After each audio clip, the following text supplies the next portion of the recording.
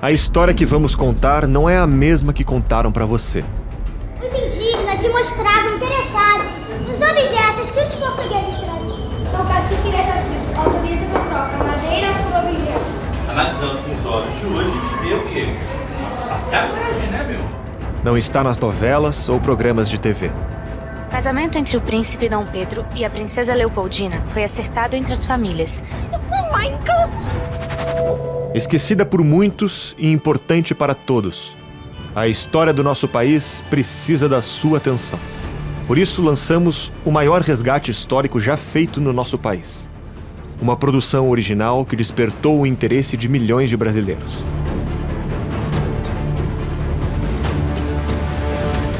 É exatamente nos momentos mais difíceis que a história merece ser lembrada.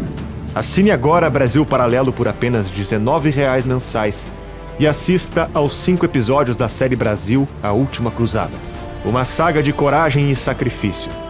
Conheça as grandes personalidades que passaram por essa terra e se emocione com a grandiosidade do legado deixado por nossos antepassados. Você também vai poder assistir nossa primeira animação de ficção, Reconquista. Uma história que representa a realidade de muitos brasileiros. Nosso streaming é o único que você pode apertar o play sem medo. Assinando agora, você também recebe acesso à trilogia Entre Lobos, uma investigação inédita sobre a criminalidade no Brasil. Crise dos Três Poderes, produção destinada a responder uma única pergunta: o que está acontecendo com o nosso país? E Guerra do Imaginário, a primeira produção brasileira sobre vida e obra dos escritores C.S. Lewis, Chesterton e Tolkien. São mais de 60 produções originais, filmes selecionados a dedo pela nossa equipe, desenhos infantis, programas, entrevistas, análises para que você possa se aprofundar na história dos grandes clássicos do cinema e muito mais. Tudo disponível para você assistir quando e onde quiser, da sua Smart TV, smartphone ou computador. Aperte agora no botão Saiba Mais e torne-se um membro.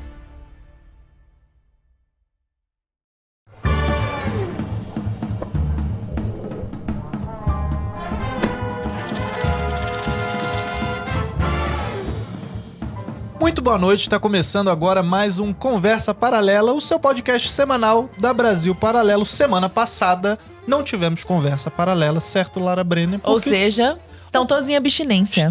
O pessoal tá sentindo falta de Conversa Paralela, então por conta disso, também essa semana especial ontem lançou Série Brasil, A Última Cruzada, exclusivo para assinante. Essa semana nós teremos três conversas paralelas. Lara Brenner, o que você acha disso? Eu acho que as pessoas vão enjoar um pouco de nós. Enjoar da nossa cara? Não tem como enjoar da nossa cara. Eu também acho que não tem, é verdade. Já mudei de ideia aqui em 1 minuto. Não somos incríveis, né? E modestos. O convidado tá até assustado, tadinho. Tá, e já vamos apresentar o nosso convidado. Mas antes eu quero falar pra você que tá aí de casa nos assistindo que lançamos, né, a série Brasil, A Última Cruzada. E se você acompanhou ontem, né, o evento de lançamento no YouTube, né, para quem já pode estar assistindo, já assistiu já o primeiro capítulo, já tá comentando, né, é uma série remaster daquela série Brasil de 2017.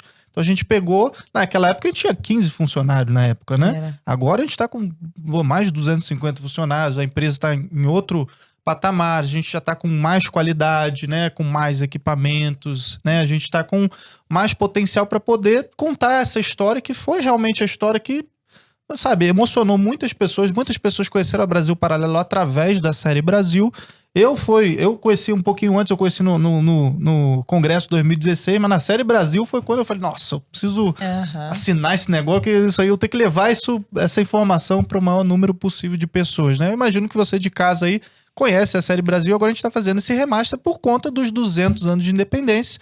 E hoje é um episódio especial, a gente vai falar muito sobre independência, sobre a história do Brasil, sobre essas coisas aí mal contadas, né, que a escola às vezes fala a respeito do Brasil e tal. Então a gente trouxe um historiador, vai ser muito interessante. Mas antes eu quero aproveitar para falar com você que todos aqueles planos da Brasil Paralelo que você conhecia, o Plano Patriota, né, o BP Select, o Núcleo e tal, aquilo ficava um pouco confuso, né, pros membros e tal, até para o pessoal aqui poder explicar como é que funcionava todos os planos. Isso caiu, tá? A gente decidiu agora, não vão ter mais esses planos, agora é só Brasil Paralelo. Então agora, em vez de você assinar o Patriota, em vez de você assinar a BP Select, né, o plano núcleo e tal, você vai assinar a Brasil Paralelo e a gente tem 3 agora planos especiais, né? Então a gente tem o plano básico, eu vou pedir pro Thiago colocar na tela aí, a gente tem então essas 3 colunas aí para vocês verem quais são os novos planos da Brasil Paralelo. Então na primeira coluna a gente tem o plano básico, R$19,90, né, que vai te dar direito a toda a parte de streaming, todo o catálogo infantil, os nossos originais, os filmes, né, as análises, e você vai ter direito a acesso a uma tela, né? Agora a gente tem algumas features novas também. Então tem direito a uma tela. Já no plano intermediário você já vai poder ter mais telas, planos familiares aí, né, por R$39,90.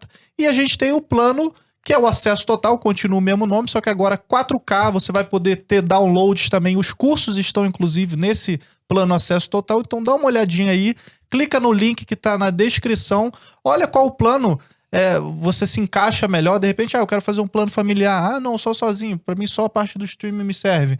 Você pode escolher, né, fazer parte aí agora da Brasil Paralelo. Além disso, nós lançamos uma lojinha que é exclusiva para membros. Então tem caneca, tem camiseta. Olha, finalmente!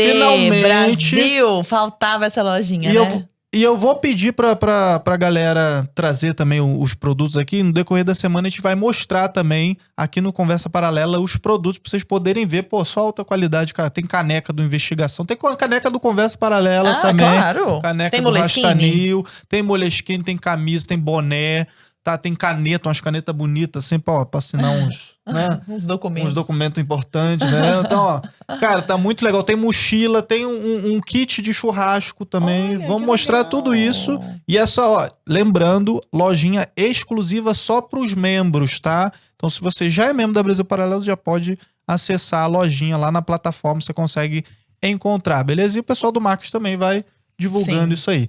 Então, sem mais delongas, vamos para o nosso convidado da noite. Nosso né? convidado Rafael Tonon, professor historiador. Muito boa noite, Rafael. Boa noite, Arthur. Boa noite, Lara. Todos vocês que nos acompanham. Uma alegria estar por aqui e podemos conversar aqui sobre o Brasil, né? Eu acho que de todos os temas de história que eu mais gosto, que eu mais falo, o Brasil aí ocupa aí o primeiro lugar, né? Eu sempre dou preferência, né, para conhecer, para falar, para divulgar aquilo que é a nossa própria história, né? Que é, no fim das contas, a nossa história é a nossa identidade, né? É isso aí. Que maravilha. Tonon, nós estamos fazendo 200 anos da independência, né? Isso até é engraçado que eu conversando com alguns adolescentes e pensando qual é o único assunto possível sobre o qual um professor de história neste momento deve estar falando. Sim. Ele não está falando sobre isso, né? E é engraçado, impressionante. A maior parte dos professores está pulando essa questão da independência. Eu tenho várias perguntas aqui a respeito de Constituição, de comparativos de Constituição, da Constituição de 1824 com a nossa última, 1988 e tudo mais. Mas antes disso, para nós falarmos sobre independência um pouquinho, nós sabemos que o nosso estudo de história muitas vezes é meia boca, assim. Como Sim. nós não temos essa ligação muito forte cultural com a nossa história, não é incomum que nós nos lembremos das figuras de maneira tipo, então, em 1822, Vasco da Gama proclamou república às margens do Ipiranga, sabe? Assim, uma confusão, não sabe? Misturando os personagens históricos e tudo mais. Então, só pra gente partir da mesma pauta, conta pra nós muito rapidamente o que foi a proclamação da independência. A independência do Brasil, na verdade, a gente costuma estudar a partir do evento em si. Né? 7 de setembro de 1822, como se fosse um fato isolado. Pronto, ela aconteceu da noite pro dia. Desculpa, declaração. A declaração. Proclamação, perdão. Sim, pode ser uma proclamação também. Tá. Não está de todo que eu tinha sido incorreto. pouco técnica. E na realidade, né, o que as pessoas se esquecem é que houve um processo, né? A independência do Brasil, ela já estava feita quando Dom João VI sai do Brasil, né? Então, a independência do Brasil, a gente pode dizer que ela começa, na verdade, com a fuga da família real portuguesa para o Brasil. Napoleão decreta o bloqueio continental em 1806, não podendo vencer a Inglaterra militarmente, ele tenta vencer a Inglaterra economicamente, então ele estabelece que os países que tinham relações diplomáticas com a França não poderiam comercializar com a Inglaterra, na ideia de quebrar o comércio inglês e assim facilitar uma invasão. O plano deu errado, porque 3 nações dependiam inteiramente do comércio com a Inglaterra e era um comércio muito intenso, né? Outras nações, mas 3 principalmente. Quais eram? Né? Espanha, Portugal e Rússia. Né? Tinha um comércio extremamente intenso e tudo mais. E o que acontece? Mal essas nações assinaram o bloqueio continental com Napoleão, Napoleão mal virou as costas, eles continuaram comprando. E aí a Espanha foi a primeira a ser descoberta, a Espanha foi invadida, o rei Carlos III foi destronado e será a filha dele, né, a caçula do rei Carlos III, que se casará com o príncipe regente de Portugal, que era Dom João VI, né, que é a Carlota Joaquina, que será a mãe de Dom Pedro, nosso proclamador aí da independência. Então, quer dizer, foi uma confusão, né? Napoleão ele foi um furacão na Europa e ele foi destronando reis e colocando os irmãos dele para governar, porque ele imaginava que pelo menos os irmãos manteriam a fidelidade a ele. Então, diante dessa situação, a Espanha foi invadida, a Rússia será invadida depois, mas em Portugal, Napoleão fracassa, né? Tanto é que é muito curioso isso, né? Que Dom João, ele era considerado por alguns na época como um monarca fraco, ele era o príncipe regente, Dona Maria I, por problemas mentais, ela estava afastada do governo, e o príncipe regente governava. E ele era tido como um pouco fraco, indeciso, né? E isso explica o porquê que aqui no Brasil, infelizmente, os nossos filmes, os nossos livros caricaturizaram demais Dom João. E na realidade... Vamos falar sobre isso também. Que na realidade Dom João ele não era bobo, leso, assim como ele é apresentado, infelizmente, nesses filmes. Mas Dom João, na verdade, ele jogava com o tempo, né? Então, tem até um historiador brasileiro muito interessante a comparação que ele faz, que é o Otávio Tarquínio de Souza, que escreveu a vida de Dom Pedro I. É um historiador que ninguém fala dele. Ele dizia que o principal ministro de Dom João VI era o tempo, porque ele jogava com o tempo para ver onde as coisas iam dar. E ele fez isso, né? Ele cozinhou a situação até onde ele pôde, e enquanto todo mundo estava tentando de alguma maneira se defender de Napoleão, ele esperou, e quando ele viu onde a situação ia chegar, o que ele faz? Ele decide pela fuga da família real e da corte para o Brasil. Já havia um plano muito antigo, já no século XVII, já se tinha falado de vir para o Brasil, estabelecer a corte portuguesa aqui, mas nunca isso tinha sido Ele efetivado. foi um grande estrategista, então, foi. Um dos principais, assim, do nosso país. Sim. E a galera retrata ele, você vai ver, sei lá, em novelas. Sim, nossa. Né? Você vê ele como um bonachão, com um cara gordo lá comendo um negócio de frango, assim, Isso. todo se sujando, como se ele fosse um idiota, assim. Sim, com os frangos, colocava a coxa do frango Da no onde bolsa. surgiu isso? Por que é retratado ele dessa forma tão pejorativa? Essa caricaturização, eu acho que ela piorou muito. Existia já, por exemplo, nos jornais, nas charges, isso desde um pouco depois da época que a família real chegou, isso de certa forma já existia pelo próprio comportamento do monarca e também porque no Brasil, durante 300 anos, né, de colonização, um monarca português nunca tinha pisado aqui. E essa proximidade de Dom João com o povo, inclusive, criou essa familiaridade que permitia isso num sentido, às vezes, até de piada, de brincadeira. Só que isso, digamos assim, piorou muito depois da República. Porque na República houve um desejo mesmo de desacreditar toda a herança histórica do Brasil ligada à monarquia. Então, houve um incentivo a isso. Processo para poder legitimar, inclusive, a República e esquecer-se da monarquia. Só que é uma coisa tão impossível de fazer que até o hino que os republicanos escolheram como hino nacional brasileiro, ele começa falando, ouviram do Ipiranga as margens plácidas. Sim. Começa falando de Dom Pedro, né? Não fala diretamente, mas fala, ouviram, né? Eu até brinco com os alunos, eu falo, o sujeito oculto aí, né? Quem ouviu, né? Então, não tem como não fazer essa referência, né? A começar pelo fato de que o nosso hino nacional, ele foi a música tocada na ocasião da coroação de Dom Pedro II. A música já existia, o que é nosso hino nacional hoje. Essa questão de Dom João, então, eu costumo sempre dizer que foi ele, na verdade, que fez essa independência. Napoleão deu o pontapé inicial. Sim. Napoleão, inclusive, vai dizer no seu diário, quando Napoleão estava exilado na ilha de Santa Helena, ele disse assim, que a única amargura que ele levava para o túmulo era de ter sido enganado pelo Bragança. O Bragança é Dom João. Olha só. Então, quer dizer, os outros monarcas, ele dominou, ele invadiu o território, ele destronou, mas o Bragança, que era considerado um sujeito assim muito bonachão, muito sossegado, esse foi justamente o que tapeou Napoleão, a ponto de tomar distância nos navios. Ele mediu a distância onde tiros de canhão não alcançavam e ele pediu para os navios esperarem, né? E quando Napoleão chega no alto de Santa Catarina, né, para descer até o porto de Lisboa, Napoleão já vê os navios ao longe, onde Dom João, inclusive, manda que a tripulação acene com os lenços para Napoleão. E aí, literalmente, Napoleão ficou a ver navios, né, porque ele não pôde fazer nada, ele não pôde alcançar Dom João. Inclusive, Napoleão ele tinha um plano, sim, de vir atrás de Dom João. Por isso que Dom João, quando chega no Brasil, ele se estabelece na Bahia, fica 3 meses. Os baianos queriam que Dom João ficasse lá, porque queriam que o Nordeste recuperasse a pujança que teve nos primeiros anos, né? Porque em 1763, a capital foi transferida de Salvador para o Rio, com a descoberta do ouro em Minas Gerais, então houve esse deslocamento para o Sudeste. E os nordestinos tinham essa esperança, né, de que o Nordeste tivesse essa importância, fizeram de tudo para Dom João ficar. Dom João, para agradar os nordestinos, ele despachou da Bahia, ele tomou algumas decisões, fez algumas nomeações, inclusive investiu na cidade de Salvador, ele investiu Santo Antônio como almirante, né, porque eles tiveram um perrengue danado na viagem vindo para cá. A embarcação, a nau de Dom João quase naufragou. Dom João fez uma promessa a Santo Antônio, que é um santo português, e disse para Santo Antônio que se chegasse são e salvo, ele daria patente de almirante e o salário de almirante. Tanto é que Santo Antônio recebeu. O salário de almirante foi pago para Santo Antônio até a proclamação da República. Com a República foi cortado, né? Santo Antônio deixou de ser funcionário do Estado, né? Mas ele mandava pagar esse salário para a própria igreja lá de Santo Antônio em Salvador. Olha só. Né?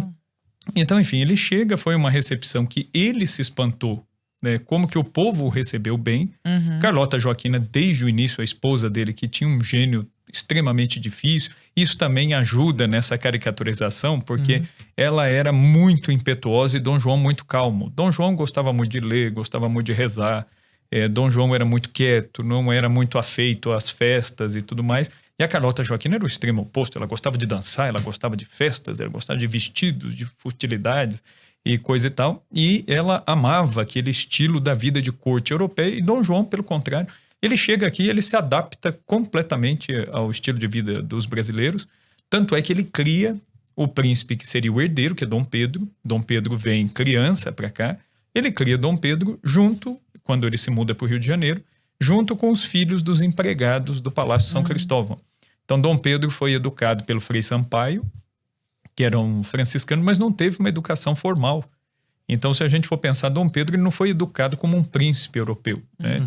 E por isso explica o fato de que ele andasse sem a fardeta, né, que era a roupa própria dos príncipes. Ele andava de calça e camisa, com a camisa aberta, parava para beber alguma coisa com o povo na rua, andava a cavalo para todo lado no Rio de Janeiro, era acessível às pessoas. Então isso, para Carlota Joaquina, era um absurdo, né? Criar um futuro herdeiro do trono desse jeito. Ela considerava, inclusive, Dom Pedro, com razão, um pouco mal educado, né? No jeito dele de falar, um pouco petulante. Bronco, assim. Bronco, enfim, né?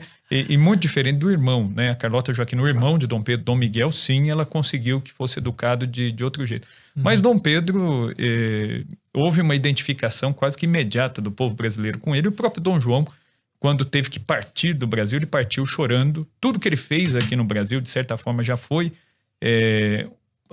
passos para a independência. Dom João, quando ele chega, ele cria uma estrutura para governar. Ele criou o Banco do Brasil, ele criou a Casa da Moeda. Eu trouxe aqui uma moeda, né, que é a testemunha desta época aqui, né? Aqui está Mostra aqui uma perto moeda, da... aqui, ó, Isso. né? Essa daqui é uma moeda de 1816, né? Foi cunhada na Casa da Moeda aqui no Rio de Janeiro. É o primeiro dinheiro, né, feito aqui no Brasil. Então agora o dinheiro já não é mais cunhado na Europa, ele é feito aqui no Brasil. Ele criou a Real Fábrica de Pólvora, o Jardim Botânico, ele criou a Biblioteca Nacional com os volumes que ele e os nobres trouxeram. Ele compôs uma biblioteca, enfim. Depois ele também incentivou a abertura das 2 primeiras faculdades, a Faculdade de Medicina no Recife, a Faculdade de Direito em São Paulo. E por que ele faz isso, né? Quando Dom João chega ao Brasil, existiam 4 médicos no território nacional inteiro. Imagine, para esse tamanho de território, né, 4 médicos sendo que desses 4 médicos, 2 deles tinham os estudos incompletos, não haviam conseguido terminar os estudos completamente. Então, isso explica o porquê que essa medicina popular, indígena, até essas curandeiras aqui se proliferaram tanto, porque não tinha, simplesmente não tinha. Foi se passando, né? E aí Dom João, ele cria essa estrutura, a primeira escola pública, né? Até a chegada da família real portuguesa, foi um hiato na história do Brasil, porque em 1758 o Marquês de Pombal expulsou os jesuítas. As únicas escolas formais do Brasil eram as escolas dos jesuítas, dos carmelitas e dos beneditinos. Sobraram as escolas dos carmelitas e beneditinos, que eram muito pequenas, muito exíguas, e os colégios maiores, que eram dos jesuítas, não existiam mais. Então, houve um hiato, um dano irreparável na educação do Brasil. Dom João vai reparar isso em alguma medida com a vinda dele.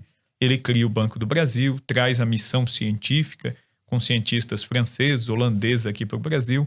A fauna e a flora começam a ser registrada. Animais que não tinham nem nome científico começam a ser classificados dentro de uma família, etc. e tal. Então, quer dizer, houve um avanço nunca visto. E depois, em 1810, ele abre os portos, permite que os produtores brasileiros negociem diretamente. Então, já não era mais necessário negociar com Portugal, porque o rei está aqui. Então, na prática, o Brasil ele já foi fazendo a sua independência. Já foi preparando o caminho para...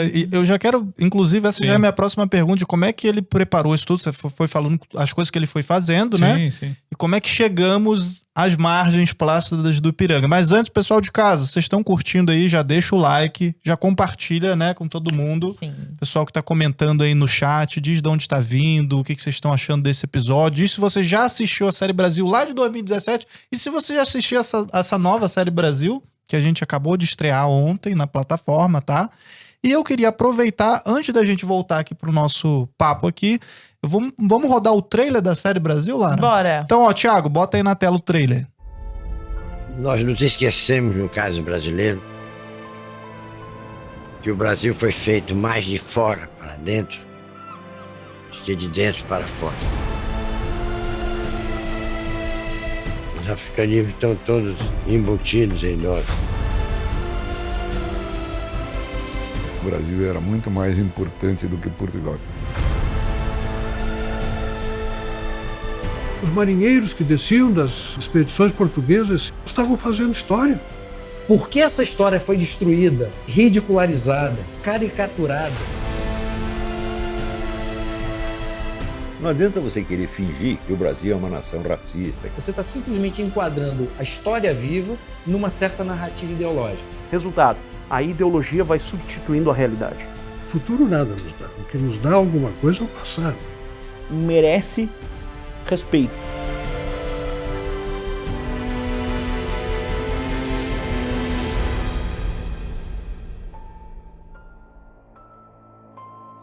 Pô, vocês acabaram de assistir. Esse trailer sempre me emociona, Lara Brenner. Mas é porque o episódio inteiro é emocionante. Não, o primeiro episódio... Então qualquer trecho dele é emocionante. Eu tive a oportunidade de ir na Premiere, que a gente tá fazendo umas premieres, né, ao redor do Brasil e tal. A gente foi em Porto Alegre, foi no Rio, foi em São Paulo. Daqui a pouco a gente solta um trechinho aí também da Premiere pra vocês verem. E eu assisti, cara, esse primeiro episódio, porque eu não tinha assistido nada, né? Eu só tinha assistido a Série Brasil lá em 2017 e tal. Mas o remaster eu não tinha assistido, né? Que tem toda uma historinha também, que a gente vai trazer o pessoal, tá? Do pessoal da Arte Piedosa, que fez as ilustrações, né? Desse A Reconquista, que é o desenho animado que costura ali todo o documentário, né?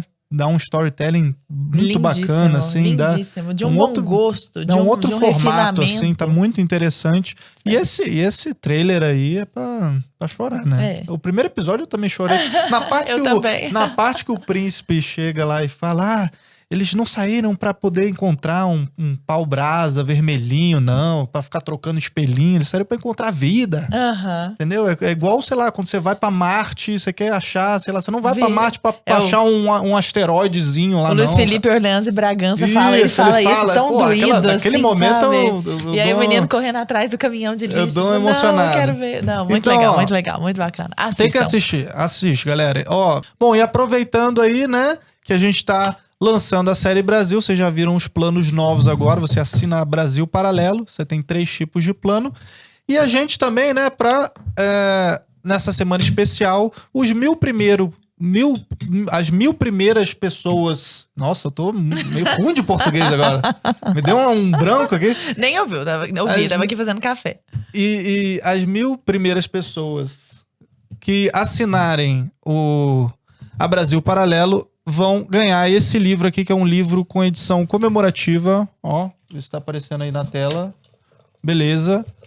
Então, edição comemorativa do Brasil, A Última Cruzada, tá? Então a gente pegou aí e colocou tudo em livro, então uma edição especial. Esse livro também vai estar disponível na nossa lojinha para quem quiser comprar, só membros, tá? Então membros podem adquirir. E é isso, tá? Vamos continuar aqui com o papo. Queria então, Tonon, a respeito, a gente estava falando então de que Dom João já preparou o terreno todo para a independência. Sim. Como é que foi esse processo e como chegamos às margens plácidas do Ipiranga? Dom João, né, na verdade, ele não tinha ideia de uma separação. Né? Dom João, ele pensava o quê? Em simplesmente governar o Império Português daqui. Tanto é que em 1816, isso pouca gente fala na escola, insiste-se muito pouco nisso. Porque o pessoal fala do quê? Você vai falar de história do Brasil, fala do Brasil colônia, depois fala do Brasil independente e Brasil república. Geralmente é isso aí. Mas há um espaço intermediário que é o quê? Que é o Brasil como Reino Unido. Em 1816, né, foi um ano depois do Congresso de Viena, Napoleão foi preso pela Inglaterra em 1814, 1815, né, Áustria, Prússia, Rússia, Inglaterra organizam o Congresso de Viena e tentam devolver os tronos tomados por Napoleão. É feita uma redivisão territorial. Essa redivisão territorial, inclusive, vai criar uma série de problemas entre os países europeus. A gente pode considerar isso até como um antecedente remoto da Primeira Guerra Mundial, né, que as rixas entre os países já começam ali, já estão dentro do Congresso de Viena. Isso 99 anos antes da Primeira Guerra Mundial. Em 1815, o Congresso de Viena decreta, né, que os monarcas devem governar das capitais dos seus países. Né? Dom João, a gente fala muito do jeitinho brasileiro, mas Dom João, ele né, de certa forma, ele que traz isso também muito com ele um pouco. Né? Ele foi muito esperto, ele não queria voltar simplesmente para a Europa, onde as disputas territoriais, as guerras, as brigas, onde isso era muito constante. Então, Dom João, ele pretendia continuar governando daqui. E o que ele faz? Em 1816, o Congresso de Viena, os representantes pressionam para que ele retorne, e o que ele faz? Ele cumpre a lei. Ao pé da letra. O que a lei dizia? O monarca deve governar da capital do reino. Ele transfere a capital do reino para o Rio de Janeiro. Resolvido o problema. Primeiro advogado do Brasil. Ele conseguiu, ele abriu aí o precedente, né? Mas ele não descumpriu a lei, né? Exato, ele cumpriu a lei. É um bom advogado. 3 dígitos de QI. Ele cumpriu a risca, os congressistas não poderiam reclamar. Os portugueses não poderiam reclamar porque o que foi estabelecido, ele cumpriu. A capital era o Rio. E aí o Brasil entra num período de Reino Unido. E isso trouxe para o Brasil uma liberdade muito grande. Tanto é que o Brasil era nomeado em primeiro lugar. Então era o Reino Unido do Brasil, Portugal e Algarves. Né? Isso para os portugueses foi tomado como algo muito absurdo, né? O monarca português fazer uma coisa dessas, etc. e tal. E queriam retomar o antigo status de Portugal. E Dom João pretendia ficar por aqui. Em 1820 explode a Revolução Liberal do Porto. Lá em Portugal são constituídas as cortes. O que são as cortes portuguesas? Né? Seria o equivalente hoje ao poder legislativo, executivo e judiciário. Né? Seriam as 3 cortes. São constituídas lá em Portugal e exigem a volta imediata de Dom João. Essas cortes pegaram todas as ideologias da Revolução Francesa e quiseram implantar isso no reino português. Na prática, eles tiraram praticamente todos os poderes do rei. Eles queriam o rei apenas como uma legitimação moral daquilo que eles estavam fazendo, mas na prática sobrava para Dom João o poder de veto e ainda assim ele não podia usar esse poder sempre. E no dia a dia, Dom João praticamente, quando ele retorna a Portugal, ele quase nunca vai usar esse poder de veto porque ele não sabia quais leis piores poderiam vir pela frente. Então, se ele gasta a possibilidade de usar o veto, pode vir outra coisa pior ainda. Ele não pode vetar um monte de coisa, não. Não, tem, sei lá, 3 vetos aí por mês. Não, geralmente eram em torno de 3 vetos no ano. Então, por isso, o rei era um prisioneiro, na verdade. Quase né? um jogo ali, pô. O cara tava no Big Brother, entendeu? Você pode vetar agora, você não pode. E se ele gastar a ficha dele antes, aí você pode ser prejudicado lá na frente. Então, era um jogo extremamente desgastante. Dom João, como sempre, né, ele recebeu a Revolução, ela explode em 1820, ele cozinha o galo até 1821, em abril de 1821, dia 22 de abril, dia do descobrimento do Brasil. É o dia que ele parte, né, que ele sai, né, começa a ajeitar as coisas para sair daqui.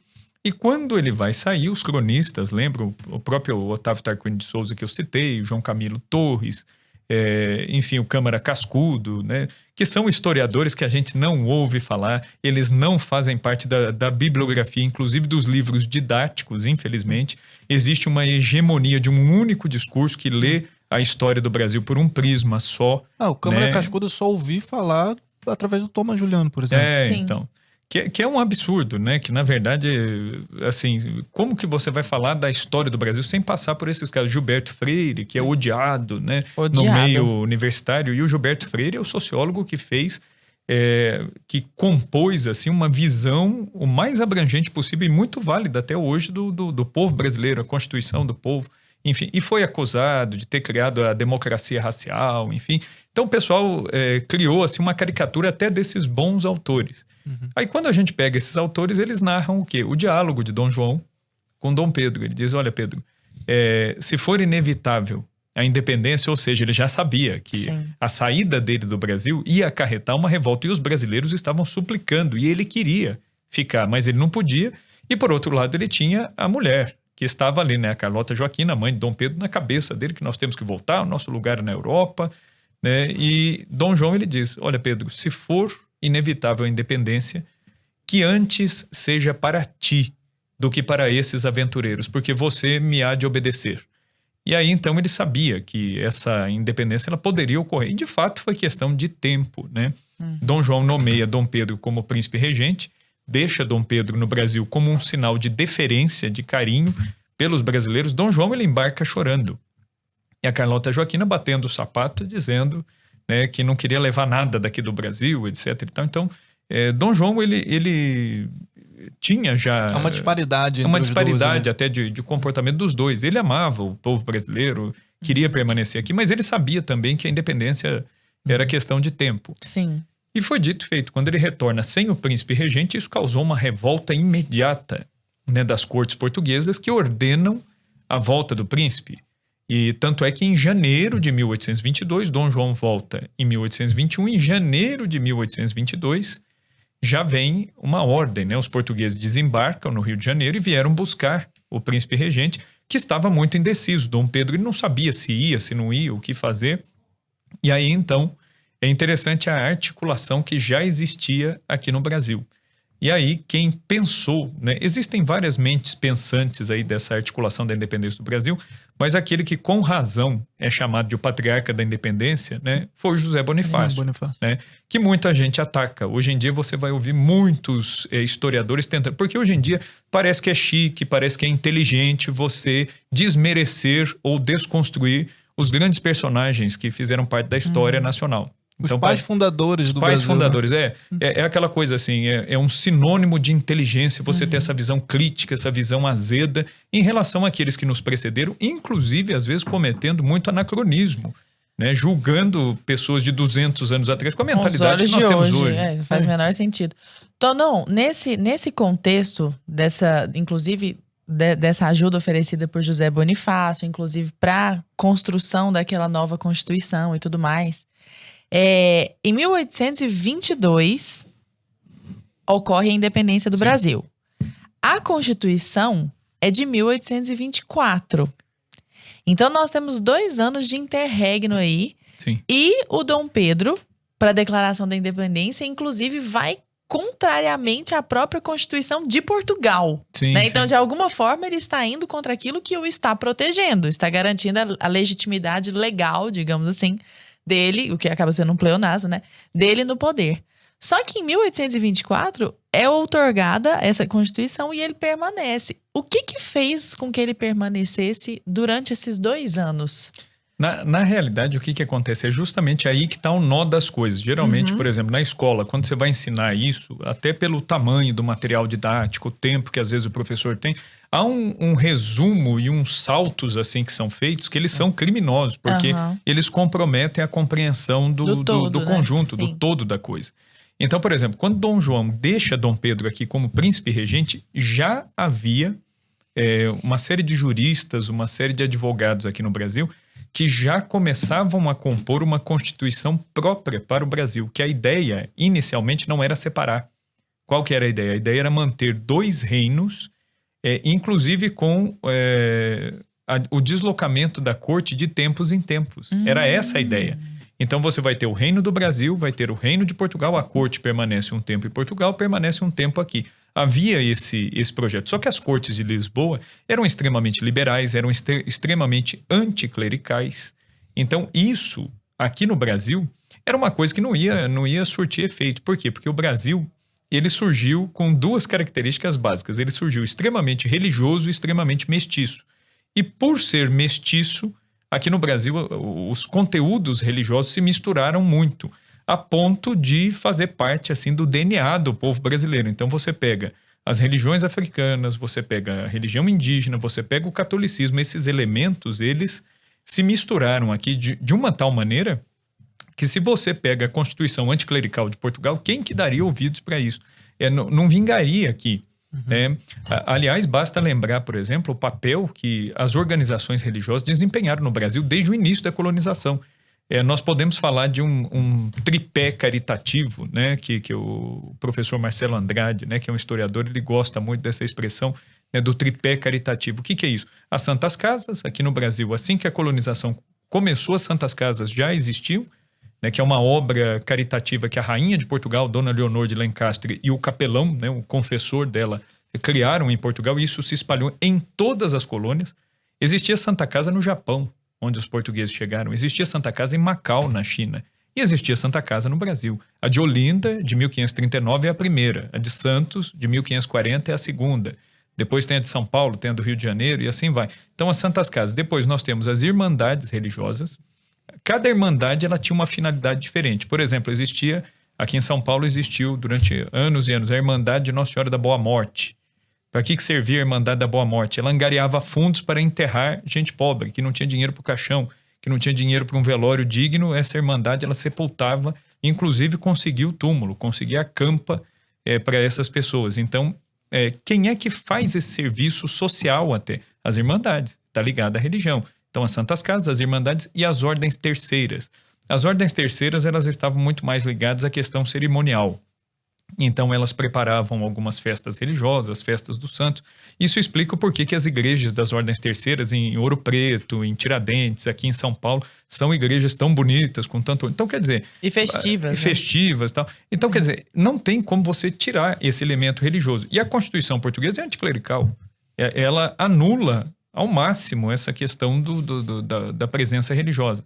E um outro ponto é a questão do liberalismo político, até um certo liberalismo econômico que o nosso povo não estava acostumado, não conhecia, era um elemento alienígena assim, para a cultura na época. Então essa ideia de 2 reinos com a corte circulando para lá e para cá não passou lá na própria corte, nas cortes de Portugal. Né? Os deputados portugueses não admitiam um negócio desse, e aqui no Brasil tinha muitos portugueses que exerciam influência, sobretudo no norte e nordeste do Brasil. Então, o que acontece? Até aqui dentro do Brasil não havia uma concordância plena e total com Dom Pedro, mas já havia algumas ideias sendo esboçadas enquanto Constituição antes do Brasil independente, na época da regência. Quando Dom Pedro faz a independência, o que acontece? Surge a necessidade, então, de uma Constituição. Aí ele convoca a Assembleia Constituinte, em 1823. Essa Assembleia Constituinte faz o quê? Ela tinha muitos elementos dentro dela que se formaram nas universidades europeias e beberam das fontes liberais e iluministas. E anticlericais. Anticlericais e tudo mais. E aí o que eles fizeram nessa Constituição de 23? Eles reduziram os poderes de Dom Pedro ao máximo. Então Dom Pedro ele ficou na mesma situação de escravidão das cortes que o pai estava lá em Portugal. Ele ficaria aqui caso essa Constituição fosse aprovada. Falou, então, não, senhor. Aí o que ele faz? Dom Pedro era muito diferente de Dom João em termos de gênio. Dom Pedro era extremamente colérico, era um pouco mal educado, ele era muito impetuoso naquilo que falava. Então o que ele fez? Ele decretou o fechamento. Ele falou, não, está fechada a Assembleia Constituinte, e ele decretou, falou, os deputados que resistirem serão presos. Um grupo de deputados ficou a noite inteira tentando ainda terminar essa Constituição. Na manhã seguinte foi todo mundo preso, foi a chamada Noite da Agonia, né, que a Constituição ela ficou agonizando, essa Constituição Liberal do Brasil. Dom Pedro pegou o esboço que eles mesmos tinham feito e alterou aquilo que ele achou por bem que deveria alterar, inclusive ele incluiu o poder moderador, que era o poder do imperador de moderar os demais poderes. Mas né? ele tinha legitimidade popular nesse intervalo? Tinha, né? Tinha. Ele tinha legitimidade de sangue, né? Ele tinha a legitimidade popular. E uma coisa que tinha muito peso, ele tinha o apoio aqui no Brasil de três, que serão os 3 pilares do Império Brasileiro. Ele tinha apoio de boa parte do exército. Então o exército ajudou a fazer a monarquia. Ele tinha o apoio da igreja, que era o 2º pilar do Império, e ele tinha o apoio da elite, que também... Então, ele tinha esses 3 apoios, são os 3 pilares do Império. O Império, inclusive, caiu na época de Dom Pedro II, porque Dom Pedro II ele conseguiu se meter numa enrascada que ele brigou com os 3 pilares, né? Porque Dom Pedro II era abolicionista, então ele vai acabar se desentendendo com a elite.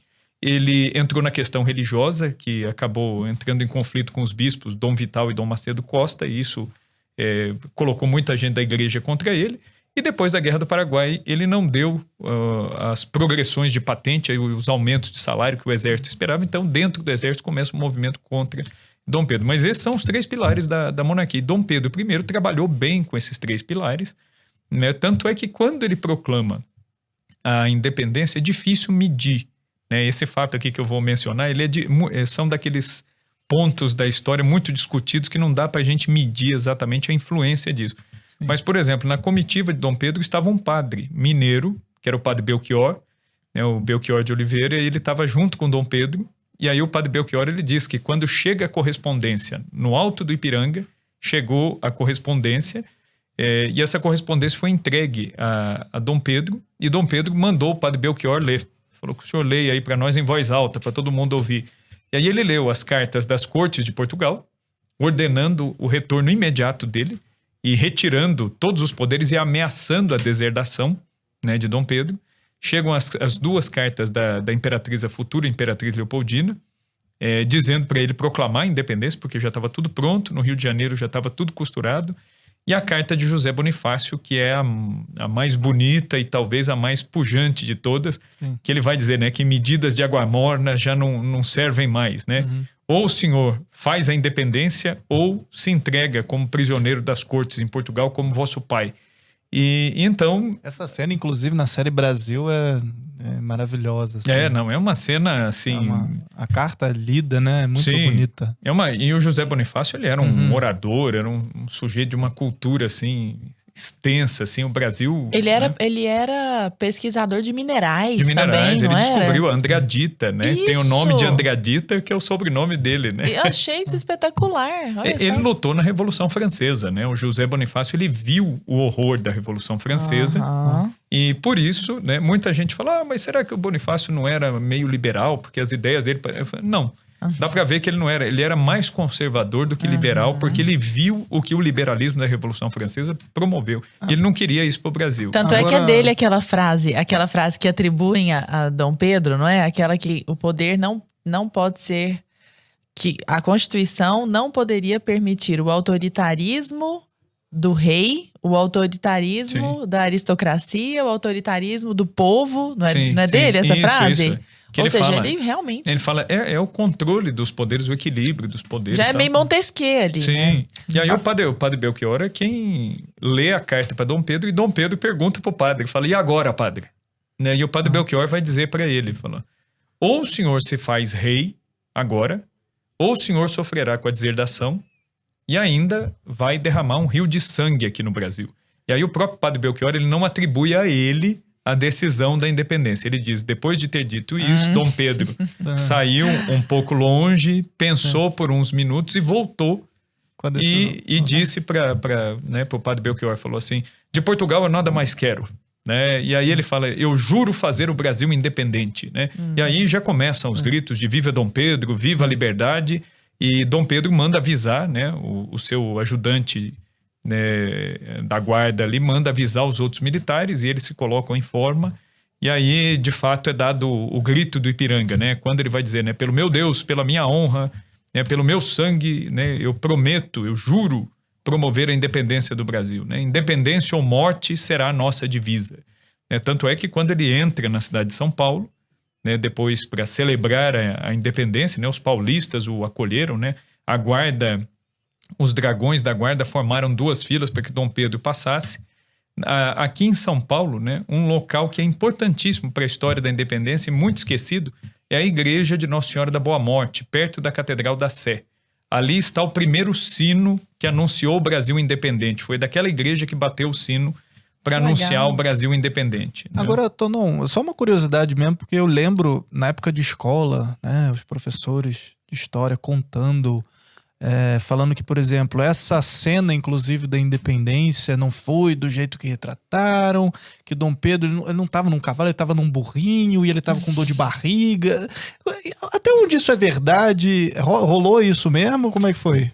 Tem dados que são verdadeiros, aí, só que aí entra naquele problema. O pessoal caricaturiza demais. Né? Dom Pedro, ele subiu do Rio de Janeiro em direção a São Paulo para apaziguar algumas revoltas, né? Por exemplo, em São Paulo tinha tido uma revolta porque 12 soldados queriam receber o mesmo soldo, o mesmo salário que os soldados portugueses. E pela lei, né, que era a lei portuguesa, que é o que a Lara perguntou, né, até da questão da lei que regia Portugal e regia o Brasil, era a mesma lei. No Brasil, diferente de outras colônias, não havia diferença de lei. Nos Estados Unidos, a lei que valia, por exemplo, para as 13 colônias, não era a lei que valia na Inglaterra. Aqui no Brasil sempre valeu a mesma lei. Aliás, né, se a gente for pegar aqui no Brasil, as ordenanças filipinas, que são leis criadas pelo rei Filipe II da Espanha, na época da União Ibérica, elas foram válidas aqui no Brasil até 1917. Até no Brasil, República.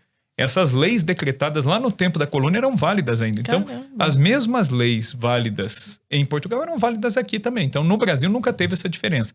Tanto é que também nunca teve diferença entre quem era nascido aqui e quem era nascido em Portugal. O termo brasileiro, ele vai surgir só depois da independência. Não existia esse termo, era português. É o português de Alemar e é o português europeu. Né? É isso que existia. Aí depois da independência eles começam a usar termos, né? Brasílico, brasiliense, brasílico, enfim, né? E brasileiro também. Brasileiro acaba prevalecendo. Então quer dizer que, né, todo mundo ficava fazendo piadinha de português, no fundo tava porque aqui não tinha essa divisão, essa coisa não, né? Depois da independência, assim. E aí o que acontece? Aí na independência, realmente, teve um perrengue. Dom Pedro, ele sobe ali pelo Vale do Paraíba. Conforme ele vai passando pelo Vale do Paraíba, vai se formando uma guarda de honra. Vários jovens, vários nobres, filhos de fazendeiros, gente da elite, resolveu fazer guarda pessoal a Dom Pedro e vieram acompanhando. Então, muita gente de Pindamonhangaba, de Guaratinguetá. Dom Pedro, inclusive, dia 19 de agosto de 22, ele passa em Guaratinguetá, reza em Aparecida, diante de Nossa Senhora Aparecida, né? Muita gente fala, mas por quê? Porque Nossa Senhora Aparecida é Nossa Senhora da Conceição, era a padroeira de Portugal. Né? A mesma padroeira de Portugal era a padroeira do Brasil, até a padroeira era igual. Né? Não tinha essa diferença. Desde 1640, né? Por decreto de Dom João IV, era a mesma padroeira. Então ele passa por Aparecida, reza ali, dali ele vai para Pindamonhangaba, vai para a vila de São Francisco das Chagas de Taubaté, vai para a vila de Nossa Senhora da Conceição de Jacareí, ele vai passando ali até, passa por Mogi das Cruzes e vai atingir São Paulo. Quando ele chega no Ipiranga, proclama a independência, aliás, antes de proclamar a independência, né, ele chega a entrar na cidade de São Paulo ele desce para Santos, ele foi verificar os fortes de Santos e visitar uns parentes do José Bonifácio. Isso era dia 5 de setembro. E aí ele volta para São Paulo, nessa altura. E no dia 7 de setembro, pelas 4 da tarde, mais ou menos, é que chegam essas cartas. E aí ele rompe de vez com Portugal. E na vinda de Santos para São Paulo, ele deve ter bebido alguma água não muito limpa. Né? Os próprios cronistas da viagem falam isso. Talvez uma água não tão limpa e uma comida, uma dieta um pouco diferente. acabaram mexendo um pouco com o estômago, né? O Otávio Tarquínio de Souza, ele diz o seguinte, né? Não se narra muito isso porque não é muito memorável. Não é heróico, né? Heróico narrar que o futuro imperador veio com desinteria pelo caminho, né? Passando muito mal, parando muitas vezes, até que ele chega em São Paulo. Mas é verdade, é fato isso. É meio irrelevante também. É irrelevante. Assim, porque a tônica que se dá nisso, eu também aprendi sabe? Na escola. Meio que faz parte da caricatura que você tenta criar. Porque eu acho que a galera quer colocar que a independência foi uma cagada. Entendeu? Não, o pessoal quer diminuir a coisa. Quer diminuir. E assim, quem nunca teve uma dor de barriga aí, quem nunca passou mal, quer dizer, uma coisa da vida humana, né? Totalmente irrelevante. Enfim, aí ele entra em São Paulo, proclama a independência, e aí todo mundo fala, mas ele não estava no cavalo. Realmente, o Pedro Américo, quando ele pintou o quadro da independência, né, que está no Museu do Ipiranga, ele vai pintar esse quadro anos depois da independência, e ele pintou baseando-se em relatos, né, da época. Então, obviamente, alguns elementos que estão ali não são fidedignos, né, totalmente fidedignos. Agora, o que acontece? Ele, nos relatos, diz que ele estava montado numa besta baia. O que é uma besta baia? É uma mula marrom, né? Inclusive, o capitão Canto e Melo, ele vai dizer que era uma besta baia gateada, né? Que ela era pintada ainda, né? Era uma mula meio pintada ali. Mas também é outra coisa irrelevante. Até porque as grandes viagens, elas eram feitas... A mula resistia muito mais do que um cavalo árabe, um cavalo marchador, né? E também isso é extremamente irrelevante. O fato é que Dom Pedro, ele é aclamado, ele entra em São Paulo. No Teatro de São Paulo, ele é aclamado pelo padre Xavier, né? O padre Delfonso Xavier, que grita da plateia do teatro, viva o rei do Brasil, né? Nessa altura, Dom Pedro, ele mandou o Lessa, que era um ourives de São Paulo, fazer uma divisa para que ele colocasse no braço escrito em ouro, né, com letras de ouro, independência ou morte. E ele tirou do chapéu e mandou toda a guarda tirar as fitas azuis e brancas, que eram as cores das cortes de Portugal. Ele manda lançar fora essas fitas foram lançadas fora. E ele disse o seguinte, falou, de agora em diante a nossa cor é o verde e o amarelo. Então, quando ele entra em São Paulo, o teatro, as janelas... tudo estava enfeitado de verde e amarelo, inclusive as mulheres que foram de vestidos longos para o teatro, para receber o imperador. Teve a exibição de uma peça, né, em homenagem ao futuro imperador, e as mulheres traziam fitas verde e amarelo, né, amarradas no vestido, os homens traziam na lapela, o próprio imperador trazia isso aí também. E por que o verde e o amarelo, né? A gente aprende... Isso já é óbvio. Não é sobre as nossas matas e o nosso ouro, não, né? A gente aprende na escola, né? O verde das matas, o amarelo do ouro, o azul do céu. Isso aí foi uma, né? Uma adaptação, assim, bem arbitrária, né? Porca, né? Que os republicanos fizeram, né? Para esconder até mesmo essa questão da identidade que é monárquica, que é dinástica. Porque o verde e amarelo? O verde é a cor dos Bragança, é a dinastia Bragantina. O amarelo é a dinastia dos Habsburgo, né, da Imperatriz Leopoldina. Então, é por isso, é o verde e o amarelo. E aí, então, essas eram as cores. E aí, Dom Pedro, ele executa pela primeira vez o hino do Brasil independente de sua própria autoria. Então, ele executa num cravo, né, que é uma espécie, um pequeno piano, né? Ele vai executar o nosso hino da independência atualmente, né? Composição dele, foi aplaudido, foi ovacionado.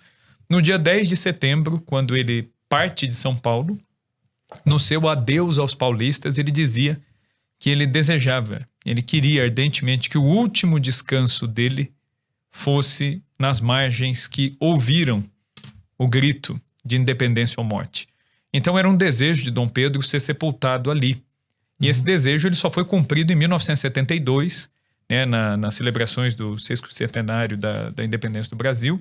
E aí Portugal cedeu ao governo brasileiro, né, a urna com os restos mortais de Dom Pedro, e junto com Dom Pedro vieram também foram colocados ao lado dele as esposas, né, a imperatriz Dona Amélia de Leuchtenberg e a imperatriz Leopoldina, que foi a primeira, né. A imperatriz Leopoldina foi a grande arquiteta da nossa independência, junto com José Bonifácio. Mandou uma carta para Dom Pedro. Sim, ela manda a carta, ela incentiva Dom Pedro a fazer isso. E ela, inclusive, ela foi a primeira governante, não teve? Sim. O pessoal fala que foi a Dilma, né? O pessoal não sabe nada, né? Pô, pessoal fala, Dilma, primeira mulher a governar o Brasil. Nada, pô, né? A Imperatriz Leopoldina, ela foi. Inclusive, na ocasião da proclamação da independência, ela era regente, né, do reino. Então, a independência do Brasil, ela se deu sob o governo de uma mulher, né, que é a esposa de Dom Pedro, a Imperatriz Leopoldina, que era... Tá vendo feminista? Mas nenhuma feminista vai ficar falando disso. De Leopoldina. Agora aproveita, já que a gente tá falando exatamente desse momento, dos restos mortais lá de Dom Pedro e tal, a gente tá vendo na mídia o coração de Dom Pedro chegando ao Brasil, né? Vai ficar exposto aqui, depois vai retornar. Por que ele decidiu separar o coração do corpo, por exemplo? E por que isso é tão importante pra gente aqui? Assim, eu fiquei pensando, assim, né, o fato de o Brasil ter, cada um tem uma opinião sobre isso, mas eu penso, assim, que não deveria ter sido tirado de lá por ser um desejo. Assim como eu penso que o corpo de Dom Pedro deve repousar no monumento do Ipiranga, porque era um desejo dele, assim também o coração dele não deveria sair da cidade do Porto, porque foi uma promessa dele. Dom Pedro, ele volta, né? Quando ele abdica do trono, em 1831, ele abdicou do trono do Brasil, depois de uma crise, né? Dom Pedro, ele era um pouco absolutista, então, ao mesmo tempo que ele deu Constituição, ele outorgou uma Constituição, a Constituição não foi promulgada aqui no Brasil, ele pegou a Constituição, reformulou e outorgou, né? Tanto é que os ingleses diziam que o Brasil tinha uma Constituição às avessas, né? Porque tinha o poder moderador. Mas, de fato, quando a gente olha para Dom Pedro II não fez mau uso desse poder moderador, ele usou realmente moderadamente, né? Para usar aqui, né, até o pleonasmo aí, mas ele fez isso, ele foi muito moderado para fazer o uso dessa atribuição. Né? Dom Pedro I nem tanto, e quando ele entra numa situação já quase ingovernável, ele abdica do trono do Brasil, deixa Dom Pedro II, né, e volta a Portugal, vai a Portugal. Para quê? Para garantir o trono da sua filha. Porque ele havia mandado a filha, Dom João VI morre em 1826, cria-se um impasse, os portugueses queriam que Dom Pedro voltasse e reunificasse tudo. Dom Pedro não queria fazer isso, porque iria tirar a autonomia do Brasil. Então ele manda a filha dele, Dona Maria da Glória, que era menor de idade, então um regente governou, né, era o cardeal patriarca de Lisboa, que foi o regente. Depois Dom Miguel vai fazer guerra contra a própria sobrinha, depois ele tenta casar à força com a própria sobrinha para usurpar o trono português, exercer um controle. E aí, enfim, Dom Pedro, então, vendo a situação do Brasil, ele soluciona o problema fazendo o quê? Voltando, ele abdica e volta para garantir o trono da filha. E ele vai dar combate ao irmão, as tropas miguelinas que perdem. Dom Pedro vence. Dom Pedro, ele foi recebido efusivamente em Portugal como o príncipe jovem, o príncipe moderno, que criou a única monarquia das Américas, né? Tava tudo virando república aqui. Ele criou uma monarquia num território continental, ele deu Constituição, então o pessoal viu ele com certo entusiasmo, e ele foi muito bem recebido no Porto, né? Numa dessas batalhas, e ele disse que ele desejava que o seu coração, ele falava, o meu coração pertence à cidade do Porto, e eu queria que o meu coração aqui repousasse. Então foi um desejo expresso de Dom Pedro, tanto é que assim que ele morreu com 36 anos de idade, o médico que fez a autópsia extraiu o coração de Dom Pedro, e o coração de Dom Pedro foi mandado, então, foi colocado num relicário e mandado para a Igreja da Lapa, onde ele foi colocado numa das paredes da Igreja da Lapa. Então, pessoalmente, né, eu, assim, achei até um pouco complicado, assim, esse pedido do Brasil de que o coração viesse, porque foi um desejo de Dom Pedro, que o coração ficasse lá. Né? O corpo, os restos já estão aqui. Então, acho que já está, assim, de bom tamanho, né? Nós termos os restos. E mais do que trazer o coração, é conhecer quem foi Dom Pedro. Eu acho que o mais importante é conhecer realmente a história do Brasil. Porque a história do Brasil, ela é sonegada, ela é escondida. A gente fala muito sobre isso, né? Como a gente não aprende. Não se aprende. E aqui no Brasil, o que acontece? Quais são os grandes problemas, assim, o que eu vejo, assim, no ensino, no aprendizado de história? Por exemplo, aqui no Brasil, você ouve narrativas. E existe uma narrativa dominante, marxista, materialista, que ela olha por um único prisma. E aí você simplesmente silencia, você joga fora bons autores, fontes primárias, e você não cria na cabeça do estudante, por exemplo, numa escola, mesmo numa universidade. Eu fiz faculdade de História e na faculdade não foi diferente. Aliás, me deu um trabalho danado depois eu ter que refazer, porque eu comecei a perceber que tem que tudo estudar que eu por tinha, fora. eu falei, caramba, tudo que eu aprendi recortado. Tem aquela clássica, né, Tonon, do... Pô, eu acho que todo mundo que tá ouvindo a gente aprendeu essa nas escolas, que é as colônias de exploração e as colônias de povoamento. Eu queria que você falasse um pouquinho sobre isso, porque eles falam pega os Estados Unidos. Não, porque os ingleses chegaram lá e eles povoaram todo aquele local, foi diferente. Agora você pega os portugueses chegando no Brasil, não, isso aqui eles vieram para explorar, para tirar os recursos, para dar o espelhinho na mão do índio, para enganar os índios, para matar o índio e para levar tudo para Portugal. Foi assim mesmo? Então, para começar, essa caracterização de colônia de exploração de povoamento foi um historiador francês no século XIX que inventou isso aí. No século XVI, quando começou a colonização aqui no Brasil, não existia essa categoria de povoamento e exploração. É uma categoria mais recente, entendeu? Então, quer dizer, você está julgando o passado com uma categoria recente. Já começa um absurdo aí. Segundo, o pessoal vai falar assim, colônia de exploração, né? O Brasil foi explorado, olha como o Brasil é pobre hoje, né? E isso é por conta dos portugueses. E eu, por exemplo, eu aprendi na escola que a culpa ainda era da Igreja Católica, porque os países católicos, onde eles colonizaram, eles empobreceram, porque olha a colonização dos Estados Unidos, que foram os protestantes, olha que sucesso, né? Que foi lá economicamente. Que é outra coisa que não tem nada a ver. Olha o Suriname. O Suriname foi colonizado por protestantes, pô. Os mesmos protestantes holandeses que fundaram Manhattan, eles fundaram Suriname, que tem o IDH mais baixo da América. Né? É um país miserável, não tem saneamento básico. Não tem nada a ver com religião. Né? Então, quer dizer, isso não tem nada a ver com religião. Então, onde que está o nó da coisa? É a história comparada. A gente não aprende a estudar a história de maneira comparada. Se você quer saber se uma colonização é boa ou não, você tem que ver o que tinha de colonização na época. Vamos comparar. O que estava acontecendo no mundo ao mesmo tempo. Aí você compara, aí você vai ver. Quer ver uma coisa que o pessoal fala? Portugal só trouxe atraso para o Brasil. Né? 90%, até mais da população, era tudo analfabeto. Tá, só que na França também era assim, na Itália também era assim, na Inglaterra era pior ainda. Então, era só no Brasil que a população era analfabeta? Isso é em decorrência da colonização portuguesa. Não tem nada a ver isso aí, né? Quer dizer, é uma coisa bem... Então, quando você faz a história comparada, você vai ver. Com honestidade. Ou falam, às vezes, da higiene, né? A higiene era muito... Tá, mas os problemas de higiene, a contaminação, as mortes, era só aqui no Brasil? Não era, pô. Os franceses era tudo limpinho então, lá, né? Os franceses eram um primor, né? Então, pô... Pois é, inclusive uma coisa que também aprendi na escola, e sempre é um comentário feito meio que de cantinho de boca, meio assim, eu sei algo que você não sabe. É assim...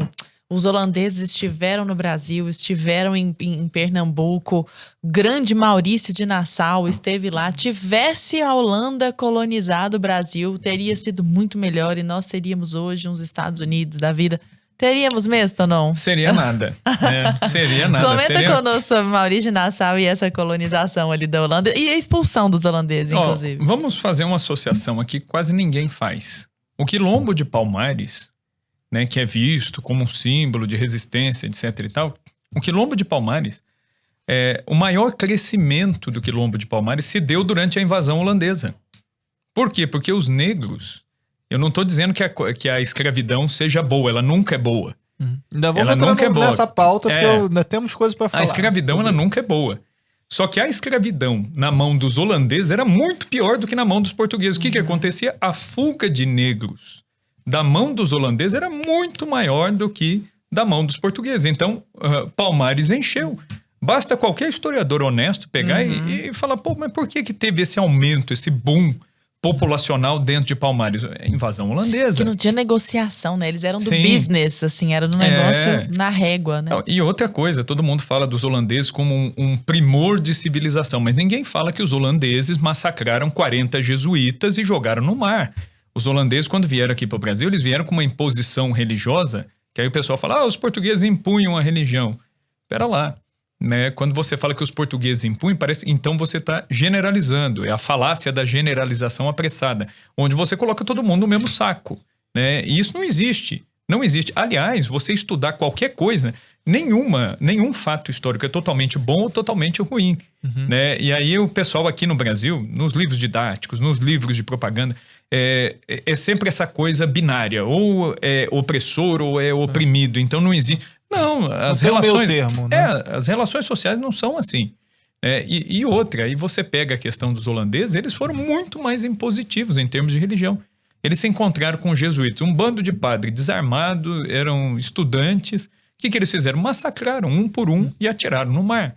Agora, Portugal, por outro lado, se você for olhar, estavam vindo 40 jesuítas para o Brasil. Existe uma regra. Santo Inácio de Loyola, quando fundou os jesuítas, ele fez o quê? Ele mandava de 2 em 2 para as missões. E ele não mandava num número muito alto. O que fez a Companhia de Jesus e o rei de Portugal conseguir 40 jesuítas? Eles viram aqui no Brasil algo de muito bom. Eles viram um potencial, inclusive no nosso povo, aqui a Carta de Pero Vaz de Caminha já fala disso. O Caminha fala da receptividade que eles tiveram dos indígenas. Então, você começa a comparar essas fontes, você fala, pô, mas o que eu aprendi não é assim. E por que não se fala essas coisas? Porque aí, essa narrativa da colônia de exploração, ela já cai por terra, né? Aí você vai pegar, por exemplo, os holandeses, eles entraram em Pernambuco. O pessoal fala assim, mas teria sido um avanço imenso. Tá, só que ninguém fala, por exemplo, que na Batalha de Guararapes, um dos heróis da Batalha de Guararapes, que é o Felipe Camarão, era um mestiço, era um mulato, né, que lutou, inclusive, né, uma das coisas que o motivou foi a sua própria fé. Que ele disse, não, esse pessoal está impedindo um pessoal aqui de praticar a fé católica. Né? Inclusive até no Quilombo de Palmares, né? Todo mundo quando fala do Quilombo de Palmares, fala da questão... a resistência africana, só que o pessoal não fala. A galera que ia para Palmares, eles mantiveram o catolicismo como religião. E o catolicismo, por exemplo, se você pegar nos livros didáticos, ele é associado à exploração, é associado à imposição. Se fosse de fato uma imposição, por que eles conservariam aquilo que era uma imposição? É uma coisa que não pensa. Inclusive a igreja patrocinou a escravidão no Brasil, no mundo, sim, etc. Sim. Então, quer dizer, aí a coisa não bate, a conta não fecha. O que é isso? É a história comparada. Você tem que comparar a história. E outra coisa, você tem que meditar. A história é uma matéria, uma disciplina, uma área do conhecimento que exige meditação. Você tem que ler os fatos e pensar sobre os fatos. E isso não é feito, é simplesmente uma sobreposição de fatos, seja na escola, seja na universidade. Não há uma meditação sobre esses fatos. Então, uma meditação rápida, como nesse caso de Palmares. Se a igreja, se o catolicismo, se a religião era um símbolo de imposição, por que eles conservaram? Então, significa que eles não consideravam como um símbolo de imposição. Não, e todas as bulas, né, papais, sim. contra o... Não, a Sublimus Dei, por exemplo, né, que é do Paulo III, ela proibia a escravidão, né, de indígenas, e depois vai falar da escravidão negra mais pra frente, né? Aí você vai falar, mas no Brasil sempre teve. Agora, você não pode colocar isso na conta da igreja, você vai colocar na conta daqueles que mantiveram, então, a escravidão. A escravidão, é o que eu falei, ela é sempre ruim. Só que o escravo português, ele sofreu muito menos do que os escravos de outros lugares. Isso é uma coisa que é muito interessante, tá? Também na minha pauta aqui pra gente. Eu não sei se você quer perguntar alguma coisa antes a respeito disso, mas... Eu queria falar de Guararapes, mas pode ficar pra depois também. Não, é bem com relação a isso que você tá falando, Tonon, dos escravos, por exemplo, aqui. Claro, escravidão é algo horrível, é uma mancha histórica absurda, né? É um ponto da nossa história aí que a gente tem que olhar e realmente se envergonhar. Mas a nossa escravidão ainda assim foi diferente de outros países. Você pega, por exemplo, uma escravidão americana, né? A questão dos bairros para negros, né? Você ter locais onde só podiam frequentar negros, locais só podiam frequentar brancos. A própria questão que ficou muito simbólica do bebedouro, né? Racial, aquela coisa toda. Isso não se deu aqui. Não. Né? E muito por conta da miscigenação, né? dos nossos povos. O Olavo até comenta muito a respeito disso, que foi uma das grandes conquistas do Brasil a nossa miscigenação. Eu queria que você falasse um pouco a respeito disso. Por que ela é tão importante, até nesse ponto aí, com relação à escravidão? É a tese do Gilberto Freire, que por isso ele é odiado, né? Que o Gilberto Freire, ele fala, o que deu força e o que deu a possibilidade de manutenção de um território continental como o Brasil foi a miscigenação. A miscigenação, ela foi uma força que adaptou e que criou um povo que absorveu 3 culturas básicas diferentes, né? Que é a cultura do índio. A colonização sem o índio não seria possível. Os portugueses, quando chegaram aqui, eles eram em 1500. portugueses, contra 10 milhões de índios, assim, né? Que era muito mais... A população indígena era gigantesca, perto da quantidade de portugueses. Eles não conseguiriam colonizar isso aqui sem a ajuda dos índios. Os índios é que ensinaram o português a se comportar aqui, o que comer, como prevenir doenças, como tomar até as medicações que os índios aí mesmo faziam, enfim. Então, quer dizer, os índios mostraram isso para Portugal. Então, essa adaptação do índio, mais a cultura, o modo de pensar, o comportamento, a fé que os portugueses tinham, e mais a força do africano, tudo isso foi o que construiu o Brasil. E, na verdade, quando a gente olha para o Brasil colônia, a gente vai ver que não há essa separação, né? Por exemplo, o primeiro repórter, o primeiro sujeito a narrar a vinda da família real portuguesa aqui para o Brasil foi um padre baiano, né, que tinha um apelido de Padre Perereca, né? Era o apelido dele porque ele era gordinho, baixinho, muito atarracado, né? E aqui no Brasil, desde sempre, o povo gosta de fazer piada, então o próprio padre ele tinha esse apelido de Perereca, né? Esse padre era um mestiço, e era padre, era um sacerdote ordenado. Não havia, assim, um racismo do governo português de dizer, não, a igreja não pode ordenar o sujeito porque ele é um mestiço. Não, ele era um mestiço, ordenado padre. Entendeu? E ele que vai narrar a vinda de Dom João, o mestre de capela, o grande músico da corte de Dom João, e um dos maiores músicos do Brasil, que é esquecido, não se fala dele, é o padre José Maurício de Souza. O padre José Maurício de Souza, ele era um mestiço, filho de uma escrava que, com muito custo, lavando roupa, ela pagou os estudos dele no seminário, ele foi ordenado. Dom João, quando chega no Rio de Janeiro, chama ele para ser um mestre de capela. Inclusive, a peça que, a meu ver, é a maior peça musical do padre José Maurício de Souza, é o Requiem, né, de Dona Maria I, Dona Maria Louca, né? Quando ele faz a missa de Requiem, que na verdade não era para Dona Maria Louca, ele fez a missa de Requiem para a mãe dele, né? E aí quando Dom João encomendou para Dona Maria, ele pegou a missa que era da mãe dele e né, atribuiu aí para Dom João utilizar isso aí na missa ali em sufrágio da rainha Dona Maria I. Então, quer dizer, um músico de mão cheia, um mulato, né? Então, essa integração, ela já ocorria. Eu não estou dizendo que não tinha racismo, que não tinha problema, tinha tudo isso. Que não houve dizimação de índio também, né? Sim, não estou negando nada disso, houve sim. Né? Mas a gente tem que olhar todos os lados da moeda. Sim. Né? Então, aí que está o problema de se fazer história aqui no Brasil, porque a história aqui no Brasil, geralmente, ela é um recorte. Sim. E aí você não compara, aí você vai falar, nossa, nós fomos colônia de exploração, Portugal roubou o nosso ouro. Nosso porque Brasil não existia, o Brasil independente, essa consciência de país, ela não existia. A mesma coisa quando se fala de roubaram as terras dos índios. O índio não tinha a mesma concepção geográfica que o europeu. Se você perguntasse para um índio, qual é o seu país? Ele dizia, daquela árvore ali até aquele rio ali. O território dele é o território que a tribo ocupa. Ele não tem essa consciência de Brasil, somos todos índios, todos irmãos, vamos nos dar as mãos. Existem não dezenas de tribos, cada tem... Sei lá, tem uma tribo que nem fala a língua da outra, ou que tem costume totalmente diferente. Sim. Quer ver, outra falácia, né, que se diz, Portugal chegou aqui impondo a língua, a religião. Eu aprendi assim. Sim, eu também. Depois que eu fui descobrir que, aliás, Portugal, não só no Brasil, em qualquer colônia portuguesa, Portugal não impunha a língua. Olha que coisa interessante. A língua portuguesa começou a ser imposta nas colônias quando o ilustrado, o iluminista, o democrático Marquês de Pombal baixou um decreto e mandou impor o português. Até então, o português não era a língua dominante. Existia uma língua geral.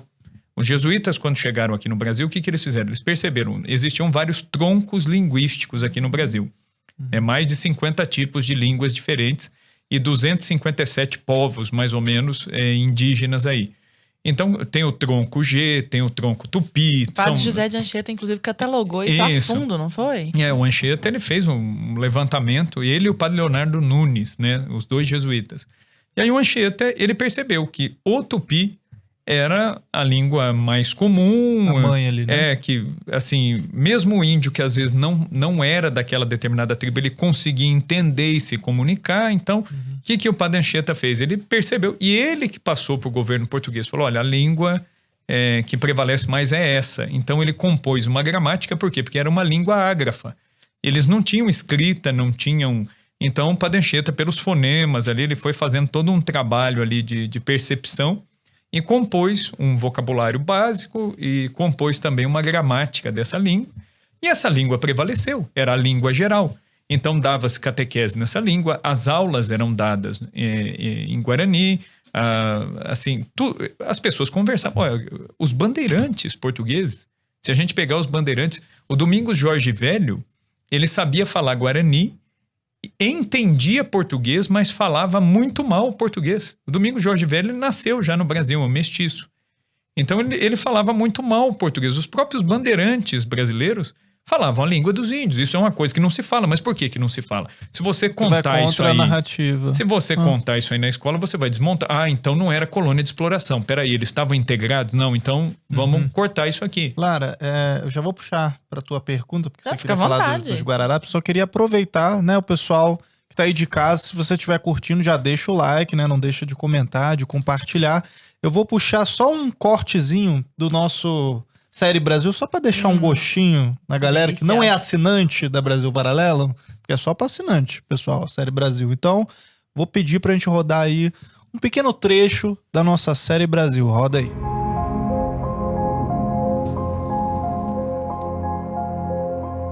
Alguns historiadores defendem que os portugueses já sabiam da existência da América do Sul, o que explicaria o desvio da rota e a insistência do rei Dom João II e mover para oeste a linha de Tordesilhas.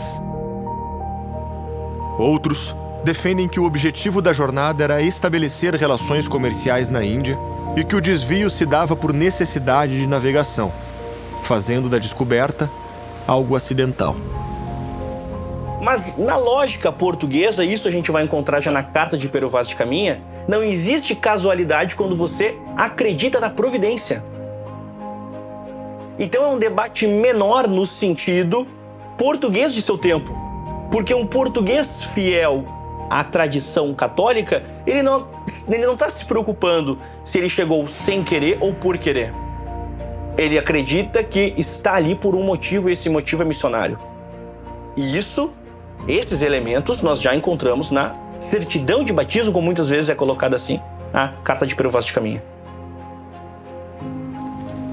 Como é que vocês acham que, de repente, um povo que na Idade Média lutou por 8 séculos contra o inimigo islâmico vai do nada se transformar num mercador? Só quero realizar comércio. Não faz o menor sentido. Essa história, assim como ela é contada, de que o português sai só para encontrar especiarias e para ter um melhor acesso a rotas comerciais, isso não se justifica de modo algum. É um desconhecimento completo de que era Portugal. Né? De o que era o mundo medieval. O mundo medieval é um mundo de grandes guerreiros. Você não se lança num pequeno barco através de um oceano que você não conhece para encontrar um pau-brasa vermelhinho. Não é isso. É para encontrar a terra prometida. É para encontrar a terra abençoada. Isso é um fator motivador dos grandes descobrimentos, até mesmo hoje, do espaço. Eu tô indo pro espaço para descobrir que em tal lua de tal não sei o que vai ter um ferrozinho. Você tá indo pro espaço para descobrir vida. Vida além da sua própria vida própria. É isso que motiva. Não é coisas pequenas assim. Então, é entender isso. É entender bota um monte de molecada num barco e lança eles. Pra quê? Porque eu quero que ele pegue uma pedra lá do outro lado do oceano. É isso? Não, eu quero que ele encontre o paraíso. Essa que era um fator motivador. Então, era a base da vontade, era o elan do negócio. Então não era coisa pequena, não é uma coisa frívola como se constrói. O fato é que no dia 22 de abril de 1500, os portugueses atravessaram o Oceano Atlântico e chegaram no Brasil. Era o ápice da expansão marítima portuguesa.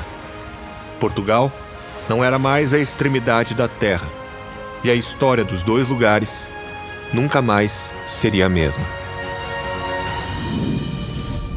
Bom, muito interessante esse trecho que a gente acabou de assistir, certo, Lara? Tá E agora eu já vou essa puxar série, tá imperdível. para aquela sua pergunta que eu não esqueci, do Tô Batalha dos orgulhosa. Guararapes. Tô muito orgulhosa. Muito bem, vai lá. Diga Eu lá. acho que cabe aqui só mais esse desenrolar a respeito disso, ou não? Você falava sobre esse sentimento de nação, né? Que não é levado para as escolas, assim. É como se tivesse sido sempre essa batalha sangrenta ali o tempo inteiro. Sim. E nós falávamos agora há pouco da Batalha dos Guararapes e eu queria só uma breve explicação sua, por favor. E se a gente pode afirmar que ali houve um começo desse sentimento de nação, de fato, seria uma prova concreta disso. Eu acredito que sim, porque na Batalha de Guararapes, o que é muito interessante ali é o elemento mestiço. Você vai ver um monte de gente mestiça, filho de português com índio, de português com negro, combatendo pelo quê? Por aquilo que era a cultura dominante aqui no Brasil. Entendeu? Que era uma cultura que tinha uma fé, uma cultura que naquela época era muito agrícola, muito voltada a valores familiares, ao convívio. Então, essas coisas que eram caras a eles, é por isso que eles combateram. Então, esse sentimento nacionalista, ele aparece.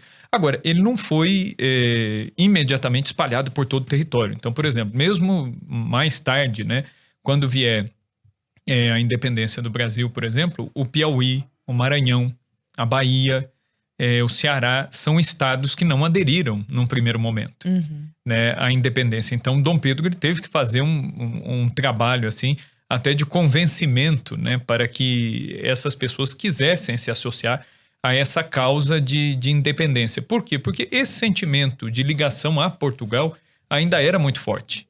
Tanto é que Dom Pedro, quando ele proclama a independência e escreve para o pai dele, para Dom João, ele ainda chama Dom João de Sua Majestade e ele ainda assina como seu súdito e filho, né? Então ele diz, eu reconheço o senhor como o meu rei, mas não as cortes portuguesas. E como já não é possível dissociar a corte da figura do rei, então a independência está feita. O rompimento está feito. Isso José Bonifácio fez também.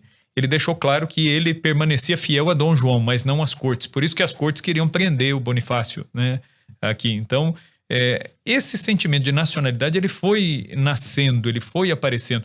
Agora, isso ele se perdeu por essas narrativas que foram se criando. E essas narrativas, sobretudo, da República em diante, que começaram a introduzir heróis criados, assim, são heróis arbitrários, né, que a República precisava, para se legitimar, criar uma narrativa, criar heróis e demonstrar a sua validade.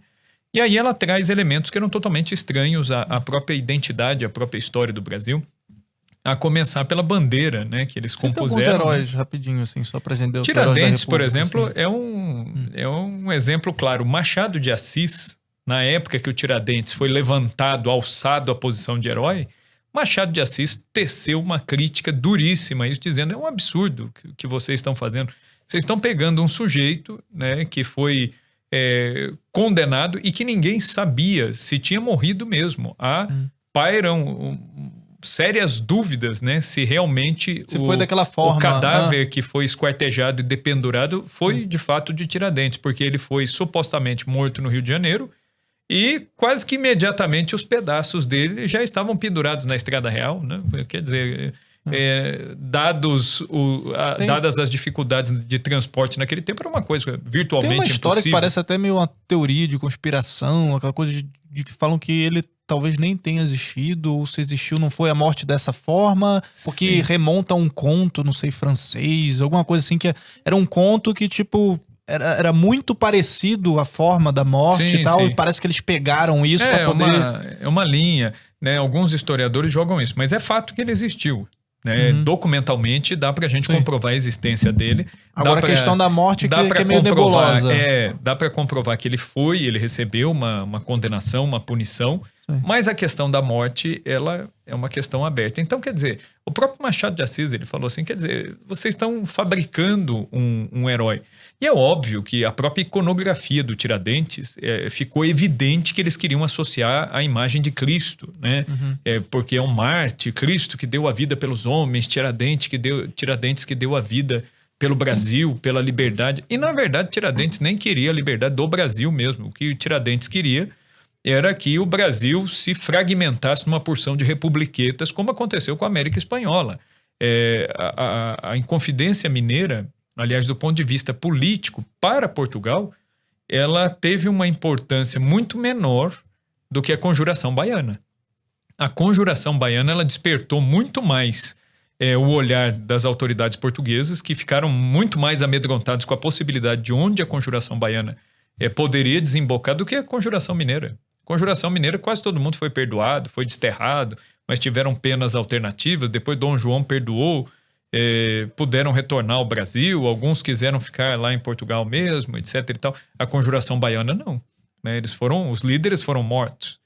Então a Conjuração Baiana, nesse sentido, ela representou um perigo muito maior. Então é uma fabricação de heróis. E mesmo a maneira como a proclamação da República se deu, enfim, é narrado como se fosse um fato heróico, mas não houve participação popular alguma. A população do Rio de Janeiro, né, os próprios jornalistas, né, narravam usando essa expressão, né, que a população assistiu bestializada o golpe republicano. Muita gente pensou que era uma parada militar no Campo de Santana, era uma manobra, a família imperial estava em Petrópolis, e ainda cometeram uma gafe terrível, né, que proclamaram a República. Quando foram comunicar o imperador, chegaram e disseram, né, Sua Majestade, nós viemos comunicar. Né? Então, quer dizer, era uma coisa tão alienígena e assim tão estranha à natureza política do Brasil, que os próprios republicanos estavam chamando o imperador de Sua Majestade. Quer dizer, Dom Pedro, o governo dele, enfim, teve problemas, teve defeitos, né? Nós não estamos aqui falando de alguém para canonizar, nós estamos falando de um personagem histórico concreto, com todos os problemas políticos e culturais do seu tempo. Mas Dom Pedro, indubitavelmente, o governo dele foi muito melhor do que os governos que se sucederam, né? Dom Pedro era um homem cultíssimo, era um cientista, era um homem que conhecia 23 idiomas, falava e lia em idiomas, inclusive mortos, né? Ele sabia ler. Amava o Brasil. Os hieróglifos egípcios. Ele foi o primeiro egiptólogo, foi o primeiro fotógrafo do Brasil, era um amante da ciência, amava o Brasil. Era um homem assim que viveu a vida pelo Brasil. Então, quer dizer, era muito melhor do que o que a gente vai ver depois. O próprio Rui Barbosa, ele vai dizer assim, né, que o Rui Barbosa era um republicano, né, e ele dizia assim, que ele se arrependia por ter defendido a República. Ele dizia justamente por quê? Porque o Brasil, ele saiu de uma casa legislativa, né, referindo-se aos deputados brasileiros, na época do Império, dizendo, o Brasil saiu de uma casa de estadistas para uma praça de negócios. Então agora o que vigora não é mais o bem comum das futuras gerações, o que vigora são as próximas eleições. Sim. É quem vai estar no poder. E esse lance da República, né, versus monarquia, se a gente pensar do próprio ponto de vista de propriedade privada mesmo, né, do território, é muito melhor a gente pensar num ponto de vista monárquico, por exemplo, eu sou o imperador ali, né, eu sou o rei, eu vou deixar o Brasil ali para os meus descendentes. Então, sim, eu vou tender a cuidar melhor do território, porque é o meu filho que vai pegar aquilo lá. Sim, né? Sim. Se você pensa de um ponto de vista puramente presidencialista da República atual, nossa, o cara só tá pensando na reeleição. Então ele vai ficar ali, ele vai ficar 4 anos, aí ele vai gastar os tubos para poder mostrar serviço. E aí na próxima eleição, tudo que eu fiz e tal, aí ele só vai pensar sempre na próxima eleição, sem se preocupar com a geração, com as consequências do que ele tá fazendo agora, porque o futuro, ele pode não estar mais no poder, né? E mesmo quando não tinha reeleição no Brasil, né, você pode ver que a história do presidencialismo no Brasil era sempre um presidente querendo fazer o seu sucessor. Então, quer dizer, eu não vou estar no poder, mas eu tenho que ter alguém que... Então, quer dizer, você perde aquela ideia do Brasil como uma família. Sim, né, em que o imperador, ele é uma espécie de peso moral, ele é o pai da nação, né?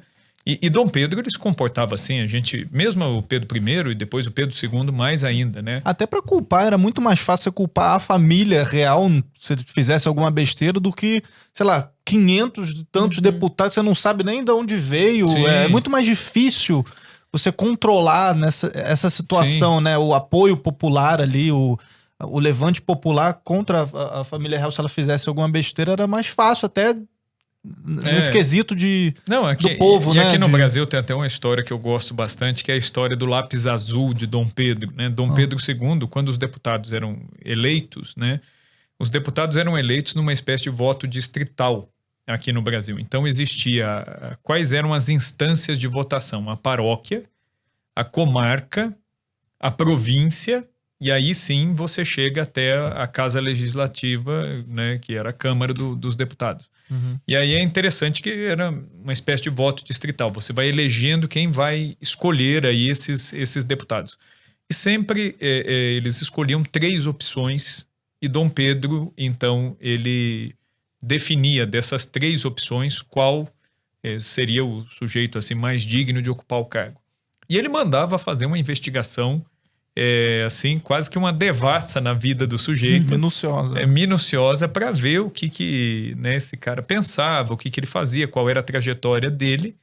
E ele usava vários critérios, né? Então, por exemplo, ele queria saber até como esse sujeito cuidava dos filhos. Porque ele dizia assim, um sujeito que ele não é capaz de cuidar dos próprios filhos, da própria casa, ele não vai pensar no bem comum, né? Por que Tão básico, né? É básico. Quer dizer, é o bom senso. Então, é aquela noção de família mesmo que a monarquia trazia. E aí, Dom Pedro, ele tinha um lápis azul. Tô me lembrando do Karl Marx, que teve filho que se suicidou.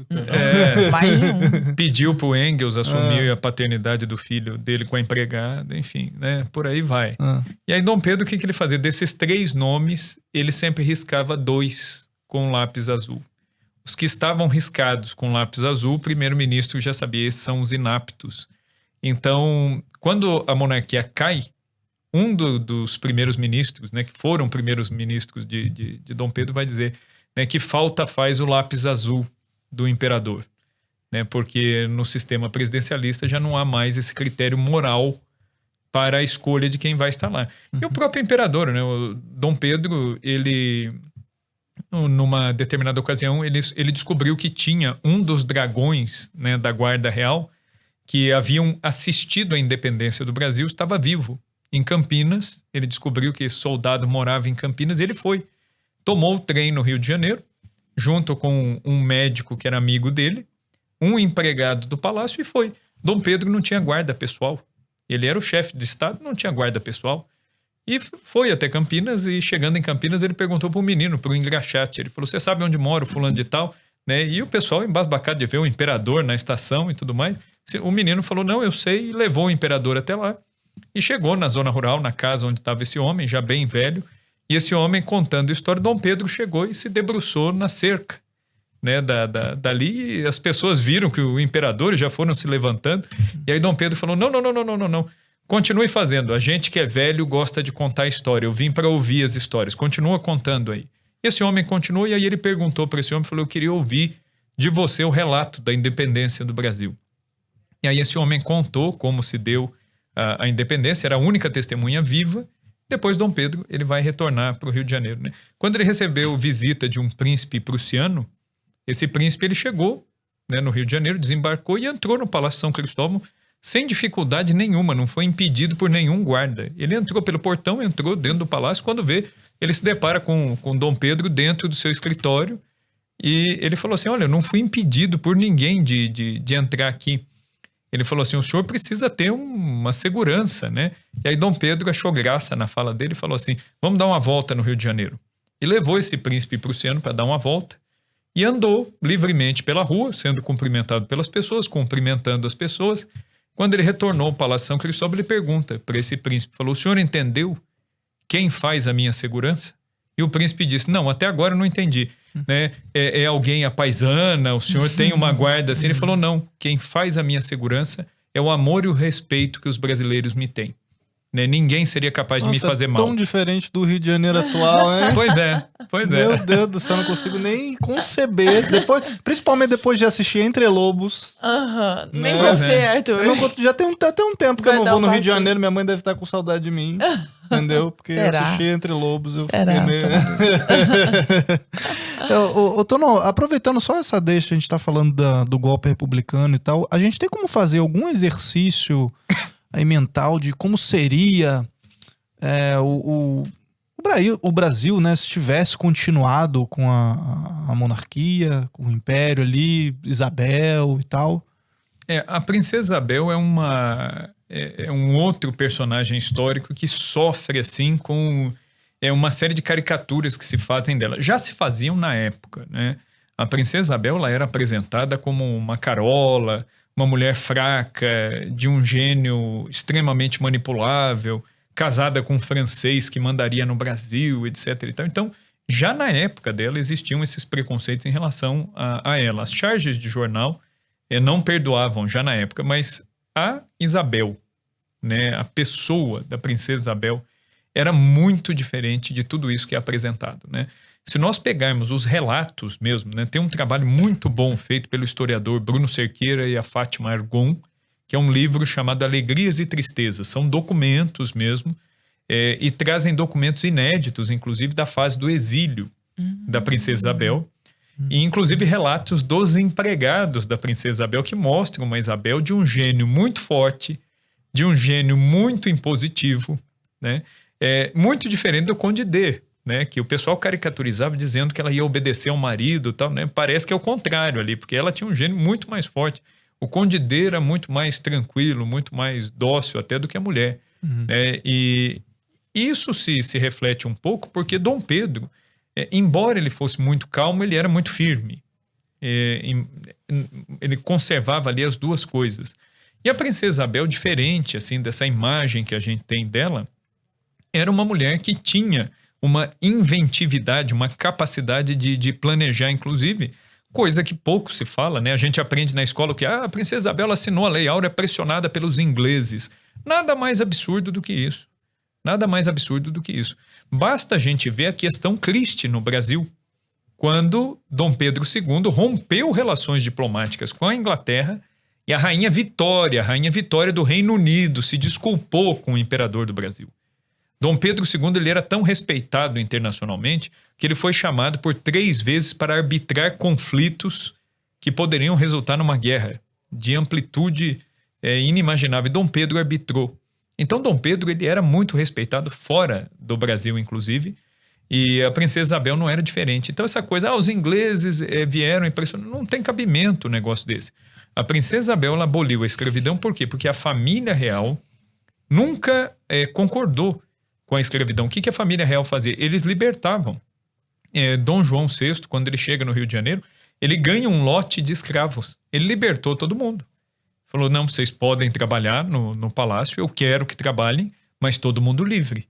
Então ele liberta os próprios escravos. Dom Pedro I, idem. Dom Pedro II, então, era abolicionista, declaradamente abolicionista. Aí muita gente fala, mas se era abolicionista, por que não mudou a lei? Simplesmente porque o Brasil era monarquia constitucional. O imperador não tinha poder de fazer leis. Hoje em dia, o presidente da República ele tem mais poder do que o imperador tinha aqui no Brasil. O presidente da República, se ele quiser, ele pode baixar um decreto presidencial com validade em território nacional. Uma medida provisória. Uma medida provisória. Na frente, né? E no Império isso não existia. O que existia era o discurso do imperador para o parlamento, sempre no mês de março e depois no mês de dezembro, onde o imperador colocava as linhas daquilo que ele queria. Ele traçava o destino da nação, mas isso não significava que os deputados iam obedecê-lo. E Dom Pedro ele tanto pressionou que a abolição ela foi caindo aos poucos. Primeiro veio a lei dos sexagenários, que muita gente ri da lei. Eu mesmo me lembro do tempo de escola. O professor meu falava, lá, né? Aí pegava lá o escravo lá com 60 anos de idade e colocava na rua, explorou a vida inteira. É porque não tinha como cair de uma vez. Exatamente. Tinha que ir pelas beiradas. Então não adianta você querer do ventre livre depois. Sim, em 1874, o ventre livre. Não adianta você querer fazer a coisa numa canetada, de uma vez só. O que Dom Pedro fez? Ele foi apertando. Aí veio a lei de Eusébio de Queiroz. Então, cada lei foi mitigando. A lei do ventre livre, por exemplo, na prática ela já era uma abolição a longo prazo. Só que ia demorar assim, uma geração inteira, né, para acabar aí os escravos que tinham, né, sido comprados ali pelos fazendeiros, enfim. Né? E aí essa geração nova já seria livre. Agora, é uma coisa a longo prazo. Agora, em 1888, a princesa Isabel ela era regente. E coisa que pouca gente fala. Vou narrar aqui um fato aqui rapidamente da princesa Isabel. Onde você vai ler isso aí? Só numa biografia dela. Em livro didático não tem isso aí. O que ela fez? Em Petrópolis, ela pegou os bens dela e ela alforriou de uma vez todos os escravos de Petrópolis. Ela chamou um avaliador de escravos do Rio de Janeiro, onde hoje está o Palácio de Vidro, lá em Petrópolis, né? Tem a praça com o Palácio de Vidro. Foi ali, naquele local, o avaliador de escravos, ele avaliou todos os escravos. A princesa Isabel gastou a sua fortuna pessoal alforriando. Para que ela fez isso?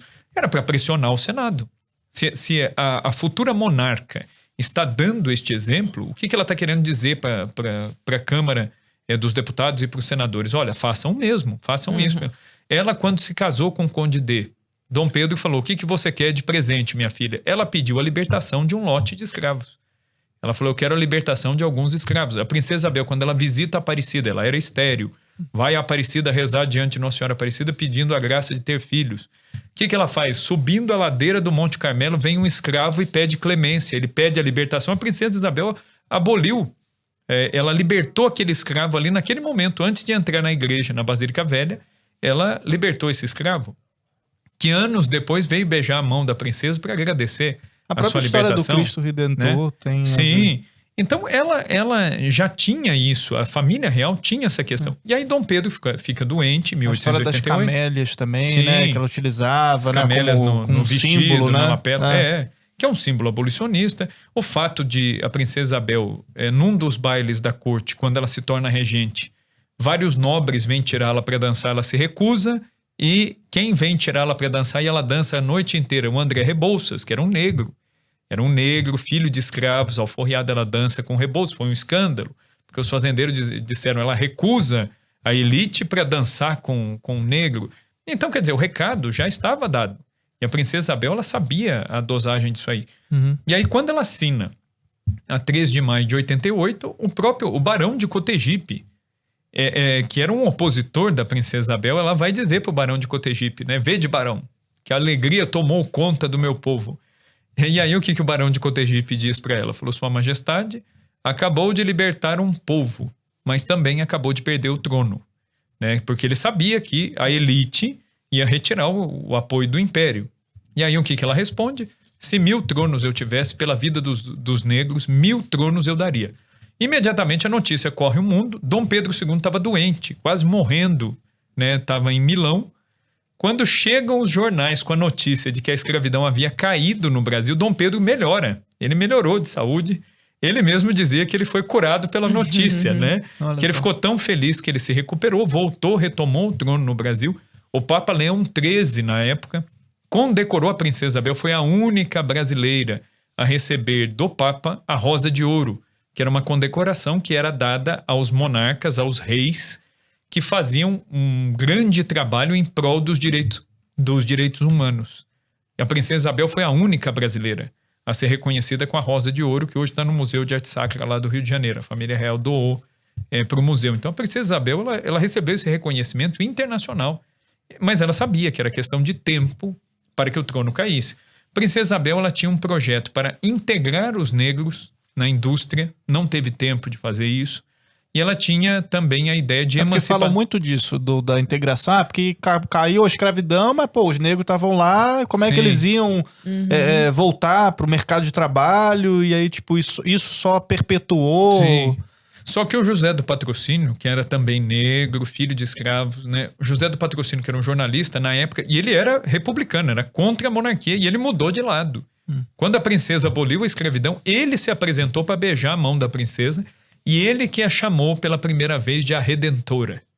Então, o apelido, né, de Isabel a Redentora vem do José do Patrocínio. Ele beija a mão da princesa Isabel e chama ela de Redentora e se desculpa e disse: olha, eu escrevi, falei muito mal da senhora, do seu pai, eu queria que vocês me desculpassem. Um negro. E ele disse, e aí inclusive o Lopes Trovão, que era um republicano, disse o seguinte: ela aboliu, mas ela não integrou. E o José do Patrocínio saiu em defesa da princesa dizendo: ela não conseguiu integrar ainda, mas ela também não indenizou os fazendeiros.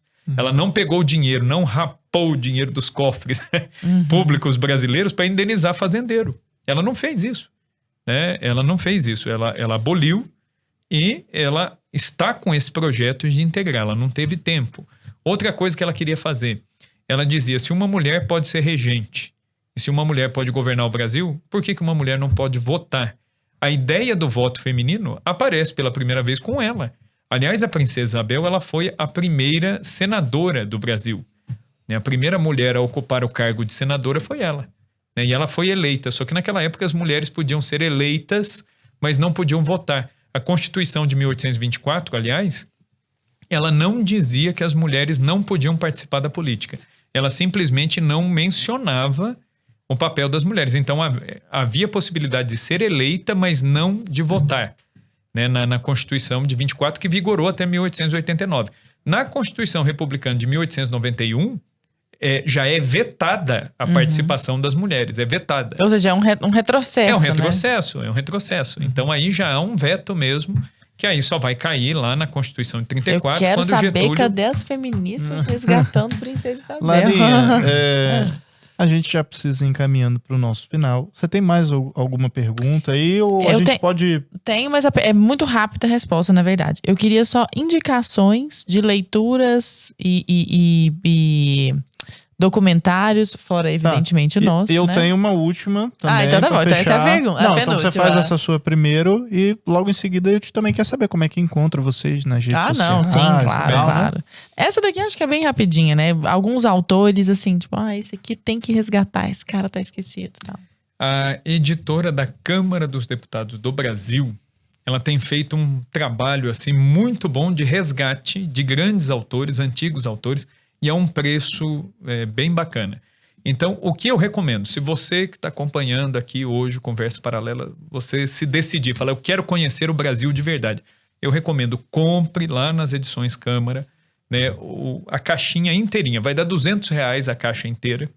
Nossa. Né, são vários volumes do João Camilo Torres, o historiador mineiro João Camilo Torres. O principal livro do João Camilo Torres é A Democracia Coroada, né, onde ele vai falar do período da emancipação do Brasil, da independência do Brasil Império e depois da transição. Mas ele tem outros livros, ele fala do Brasil República, ele fala das ideias religiosas no Brasil, ele fala dos movimentos e das ideologias que entraram, inclusive, na historiografia do Brasil. É muito interessante. Leiam tudo dele que vocês acharem. Outro autor muito bom, muito esquecido, o Gilberto Freire. Eu falei bastante dele aqui na nossa conversa hoje. Leiam Casagrande e Senzala, Ordem e Progresso e também Sobrados e Mocambos.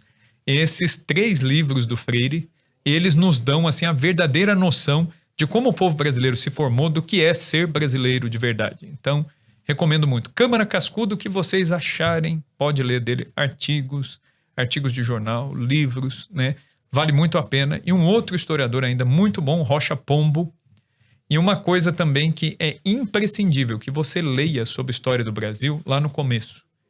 Então, o primeiro passo, antes de ler tudo isso aqui que eu falei, leiam a Carta de Pero Vaz de Caminha, né? Tem 15 páginas. Fonte primária. É fonte primária. Né? As próprias cartas de alforria também, né?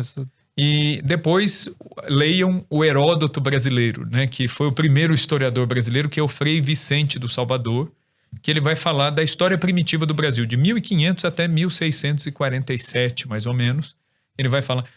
Lendo Frei Vicente do Salvador, a gente consegue ter uma noção de como foi formado mesmo o Brasil, e a gente vai ver que esse papo de colônia exploradora, etc. Então a gente vai ver que essas coisas aí, rapidinho, você começa a entender que não é bem assim. Ótimo. Bom, e além de ler tudo isso, né, pessoal, a gente tem também a série Brasil. Por favor, né? É o mínimo. Que a gente está juntando também toda essa historiografia para mostrar, né, o que de fato aconteceu com a nossa história que foi negada, né, ao povo. Então, série Brasil já está disponível, estreou ontem na nossa plataforma, é exclusiva para membros. Você tem agora os 3 planos, o básico, o intermediário e o acesso total 4K. Todos eles dão acesso à série Brasil, cada um tem as suas funcionalidades, os features, aí um vai ter mais tela, outro você vai poder baixar, vai ter download, o acesso total ele te dá direito também aos cursos, né? Só no acesso total você tem mais de 60 cursos ali, que eram todos aqueles planos antigos, isso aí caiu, agora a gente tem esses 3 novos planos, fica mais fácil, agora você assina Brasil Paralelo, e aí você pode assistir todas as nossas produções originais, inclusive a série Brasil Remaster, que acabou de estrear. Eu queria fazer uma última perguntinha, rapidinho, né? Primeiro, saber como é que a gente encontra você, professor, nas redes sociais, e depois saber se a gente tem alguma perspectiva aí pro nosso Brasil para sair um pouco desse limbo histórico que a gente se encontrou, assim. Essa que deturpação, né? Eu acredito que o primeiro passo é procurar bons autores. Aí você pode me perguntar, mas como que eu vou distinguir um bom autor de um mau autor? É simples.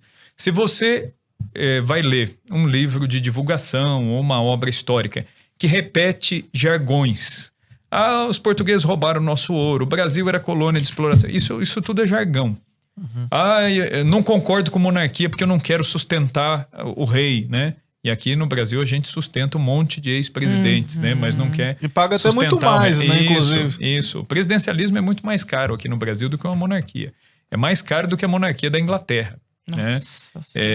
Aqui para manter, né, os presidentes, os ex-presidentes e o próprio sistema presidencialista. Enfim. Então, quando você começa a ouvir muito jargão, pode saber que você está comprando ali, na verdade, não é um livro de história, é um livro de propaganda. Aquilo ali é militância, não é história. Então aí está um ponto. Segundo ponto, você tem que olhar qual é a bibliografia. Vai comprar um livro, dá uma olhadinha na bibliografia, né, que esses autores usam. Se eles só usarem como base sociólogos, historiadores que sejam de esquerda, isso aí é propaganda, isso aí é militância. Ou também existe o outro lado. Se o cara usar também só uma visão totalmente liberal, capitalista, etc. e tal, sem colocar contraponto nenhum, também é igualmente ideológico, entendeu? Então você tem que ver se o indivíduo ele mescla as fontes que ele coloca ali. Né? Hoje em dia, com a internet, é muito fácil você pesquisar isso aí e você ver quem são os autores usados como base numa determinada obra, certo? Outra coisa, valorizar as fontes primárias, documento mesmo, documento primário, o que está dito no documento primário. Não o que alguém disse a respeito do documento, né? Isso, exato. E também fazer história comparada, que é o que eu falei. Então você não fique nunca com a informação apenas daquele período. Olhe o que estava acontecendo no mundo naquele tempo para você ter uma história comparada.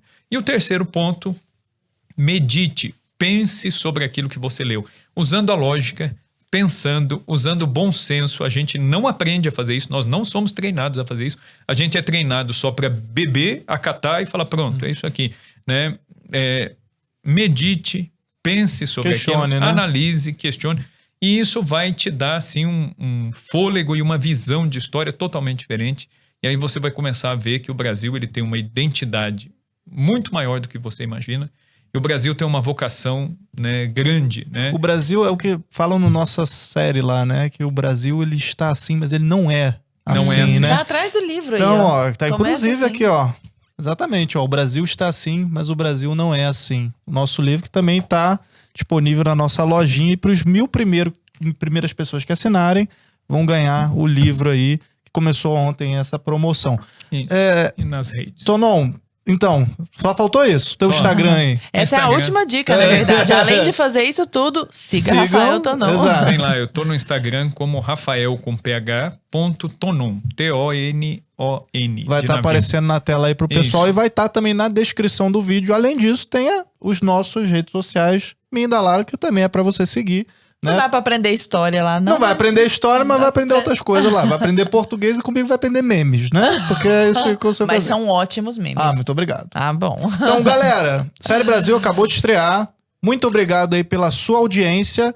A gente volta na quinta-feira, certo? E sexta-feira também tem Conversa Paralela especial. Semana aí eu e Lara vamos invadir a sua TV, tá certo?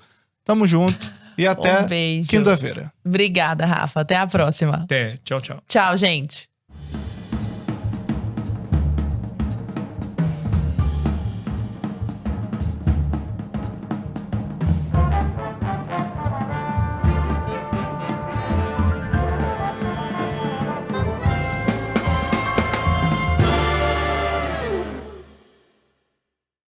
A história que vamos contar não é a mesma que contaram pra você.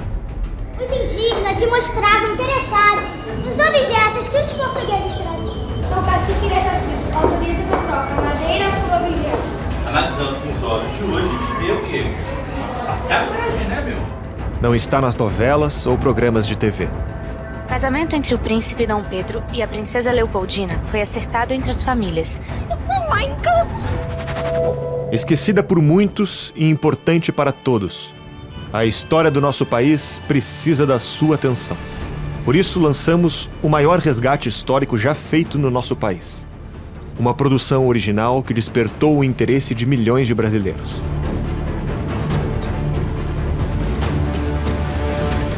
É exatamente nos momentos mais difíceis que a história merece ser lembrada. Assine agora Brasil Paralelo por apenas R$ 19,00 mensais e assista aos 5 episódios da série Brasil, A Última Cruzada. Uma saga de coragem e sacrifício. Conheça as grandes personalidades que passaram por essa terra e se emocione com a grandiosidade do legado deixado por nossos antepassados. Você também vai poder assistir nossa primeira animação de ficção, Reconquista. Uma história que representa a realidade de muitos brasileiros. Nosso streaming é o único que você pode apertar o play sem medo.